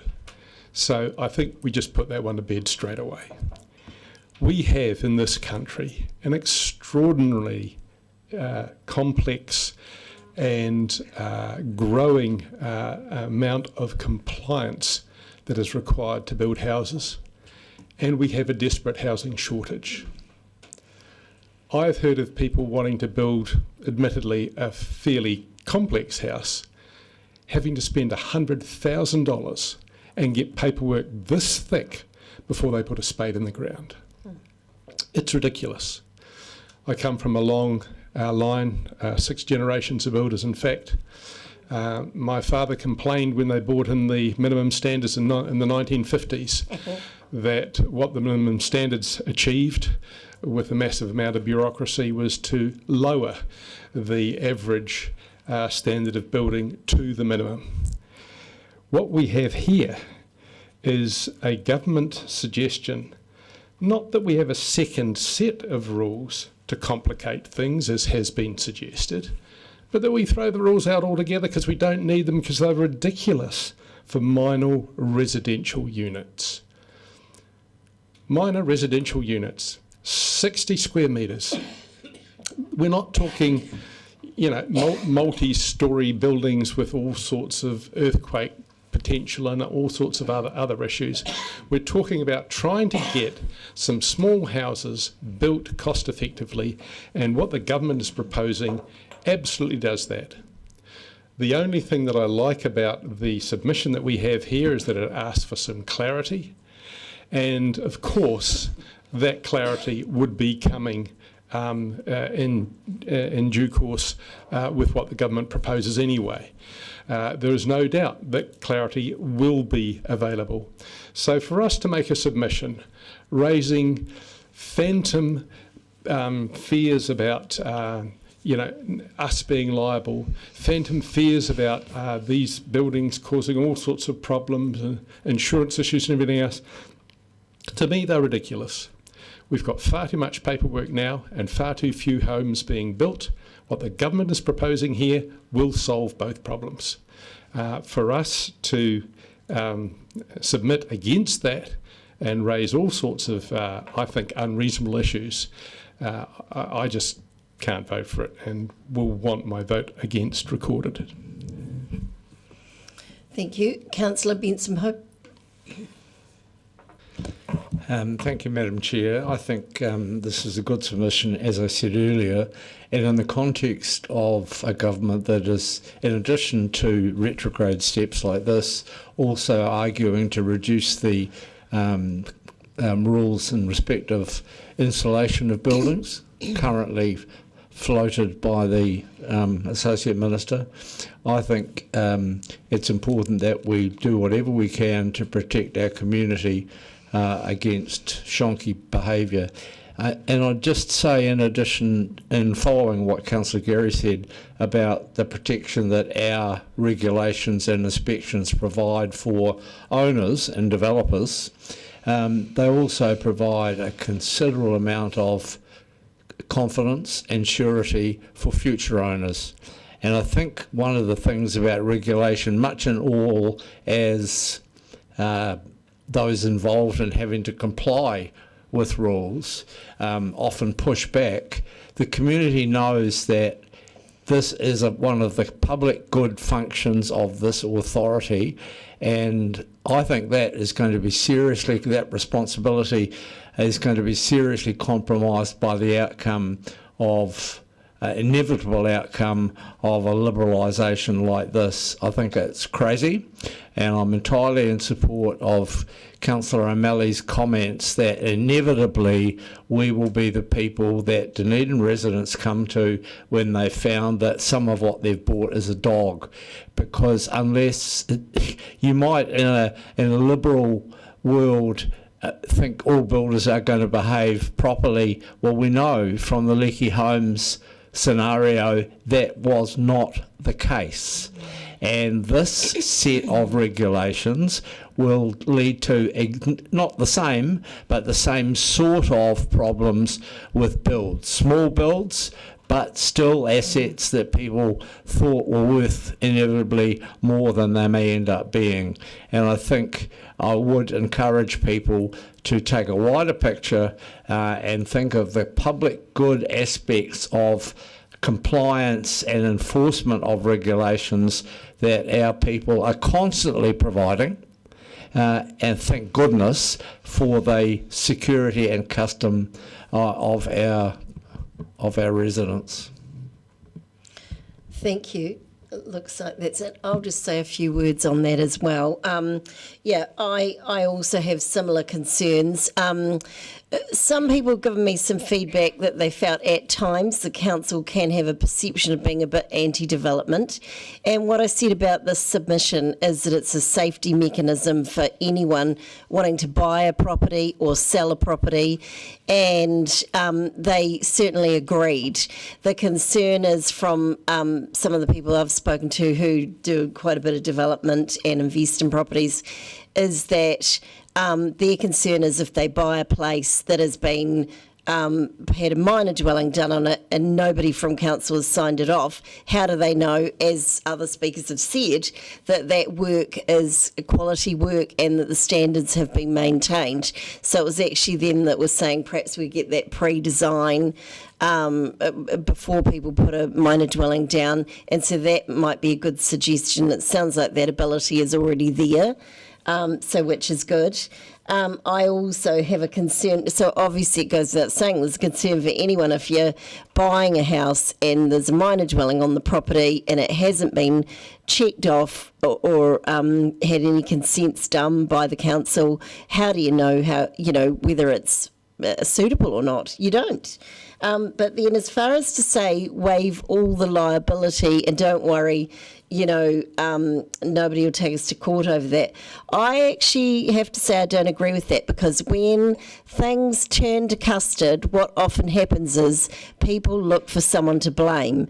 And because the council traditionally has been the one who's consented buildings, they will turn to look at us. So I think we need to get advice on that and make sure that we are protected, because we can't have properties that go ahead, don't get approved by us or sign off, and then we're held liable for them. I agree, it does sound crazy for that to happen, but given I know how if things go to custard, people can look for people to blame. It is not, I think it can't rule it out. So the other issue is insurance. Will insurance companies even insure these buildings? We don't know any of the answers to this, because it's possible they might not. And of course, the other issue is infrastructure. How, is the existing infrastructure to supply those minor dwellings? Because if we've got a whole lot of people popping up minor dwellings on lots of different sections, and what sort of pressure will that put on our infrastructure? So lots of questions. I think the submission is good, so I will be supporting it. Are there any further speakers? Oh, Councillor Gilbert. Thank you. I was just trying to refresh my very limited Latin, so I'm probably going to get this wrong. For me, I like the submission and I will be supporting it. For me, there are two almost competing thoughts that are going on. One is that we as a local authority surely have a duty of care, and whether or not we are involved directly, we are involved because we oversee a city. The analogy is wrong, but I get in my head it's if we were to no longer do inspections on our water and test our water and make people gravely ill, does that mean we are no longer responsible for it because we didn't do the testing? That doesn't make sense to me. But on the other side of things as well, when there's this concern of when people are buying a property knowing that the work is being done well, for me it's a case of, surely it's got to be a case of caveat emptor, that but I know is correct, in terms of buyer beware. But in terms of, in terms of making sure we get the LIM, as was mentioned, getting a LIM report, etc., it's bad enough to buy a house and find that there's a second bathroom that was installed by Bob, your mate down from the pub, who likes to fling an axe or a hammer around every now and then. That's bad enough, but to have the actual building put up by the same guy is probably a bit dodgy. So hence caveat emptor. But also in terms of making sure you're using somebody that is reputable, then what would it be, Dominus Cave or something, that the owner beware, something like that, is to make sure that you are choosing somebody that is actually licensed and correct. That then opens up a whole slew of questions in terms of how do you make sure that the person actually knows what they're talking about. Long story short though, I do think that just kind of washing our hands of any responsibility because we're not going to go and look anyway, so what's the point, is spurious at best. But I will be supporting this. Thank you, Councillor Gilbert. Councillor O'Malley, would you like to? Thank you, Madam Chair. Yep. I will touch on the liability of local authorities in our submission. If it's truly obvious that you would never end up in court and it will never happen there, then the government takes no risk in putting this into their legislation. So therefore, if Councillor Vandervis is so correct, then the government would have no issue at all with guaranteeing that councils would not have any liability. But I can guarantee you they will hesitate because no one can really tell you exactly that you understand all of the law as it's going to play out in case law before it's even started to play out. And even if it didn't make it, even if a court threw it out, it doesn't stop a person getting a lawyer and taking you to court to wait for it to get thrown out. This will definitely come back and hit regulatory authorities later at some point in the future as failure starts to come along. Won't necessarily be leaking. It could be an electrocution. It could be blown off its foundations in a high wind. It could be just basically structurally unsound because the builder in fact wasn't the correct builder, but in fact because they only notified you that they built the thing and you didn't inspect it, you don't have any real understanding or knowledge of the quality of that build, which means that I would believe that 98% of them will be fine. It's the 2% that are not fine which will be our problem in the future. Regulations aren't there just to slow things down. You know, they are provide a surety that outlasts both the builder and the owner at the time. That building is going to be around a lot longer than the players who are involved in building it and commissioning its construction in the first place. And the purpose of the regulations is to make sure that it was built to a standard that was known at the time, that is believed to be able to guarantee that that building will last for time. If the inspection itself becomes an obscure thing where it's not required to be inspected, then how can we actually be sure of that very thing we need to be sure of to say, yes, this building is in fact sound and it will last a long time? There's a massive, massive hole here, which I think is going to cause us trouble. And the other point is, it's a bit of a myth to say that by just getting rid of this alone, suddenly we're going to get rid of the housing problem. Is this the one thing that's slowing down everything? Inspecting and getting a consent for an as-of-right activity? Seriously, is that what's causing the housing problem? Because we are apparently using this to address the housing problem, and I think all we're going to end up with is a compliance and liability problem coming into the future. Yeah, well said. All right, I'm going to put the motion. You can all see it up there, right? Division. Okay, can we have a division, please? Thank you. Councillor Ackland. Aye. Councillor Barker. Aye. Councillor Benson Pope. Councillor Gowrie. Aye. Councillor Gilbert. Aye. Councillor Lucas. Aye. Councillor Mayhem. Aye. Councillor O'Malley. Aye. Mayor Raddick. Aye. Councillor Vandervis. No. Councillor Weatherall. Aye. Councillor Wiley. Yes. Councillor Houlihan. Aye. Okay. Oops. Here it is. Carried 12 votes to 1. Thank you very much. All right. Proposed road stopping, 42 Glengyle Street, Vauxhall. Right, we're welcoming some more people to the table here. Welcome Simon Spears, Team Leader Regulation Management, and Ms Paula Dickel, Property Officer Advisory. Thank you very much for coming here today. Do you want to speak to your motion, or speak to your, not your motion, speak to this paper? Good afternoon. No, we'll take it as read. Lovely. All right, you happy to take questions?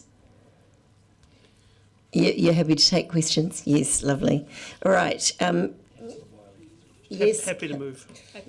Yes, thank you. We're getting to that. Right. Can we have some questions to the report first? Thanks. Well, that's what it's got here.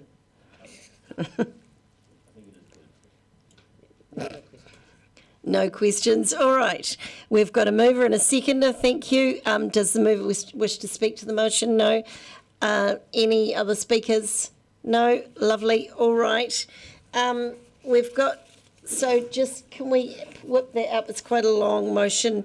Just there's quite a few different parts to it. If we pop it up on the screen, then we can just or read it in your papers. All right. We're going to put the motion, which is approving all the road stopping. See all those points. All those in favour? Aye. Anyone against? I declare the motion carried.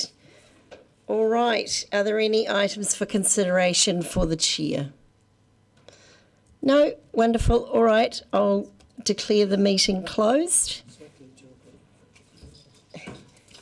Thank you very much. I'm delighted to close that meeting. Thank you. Oh my God.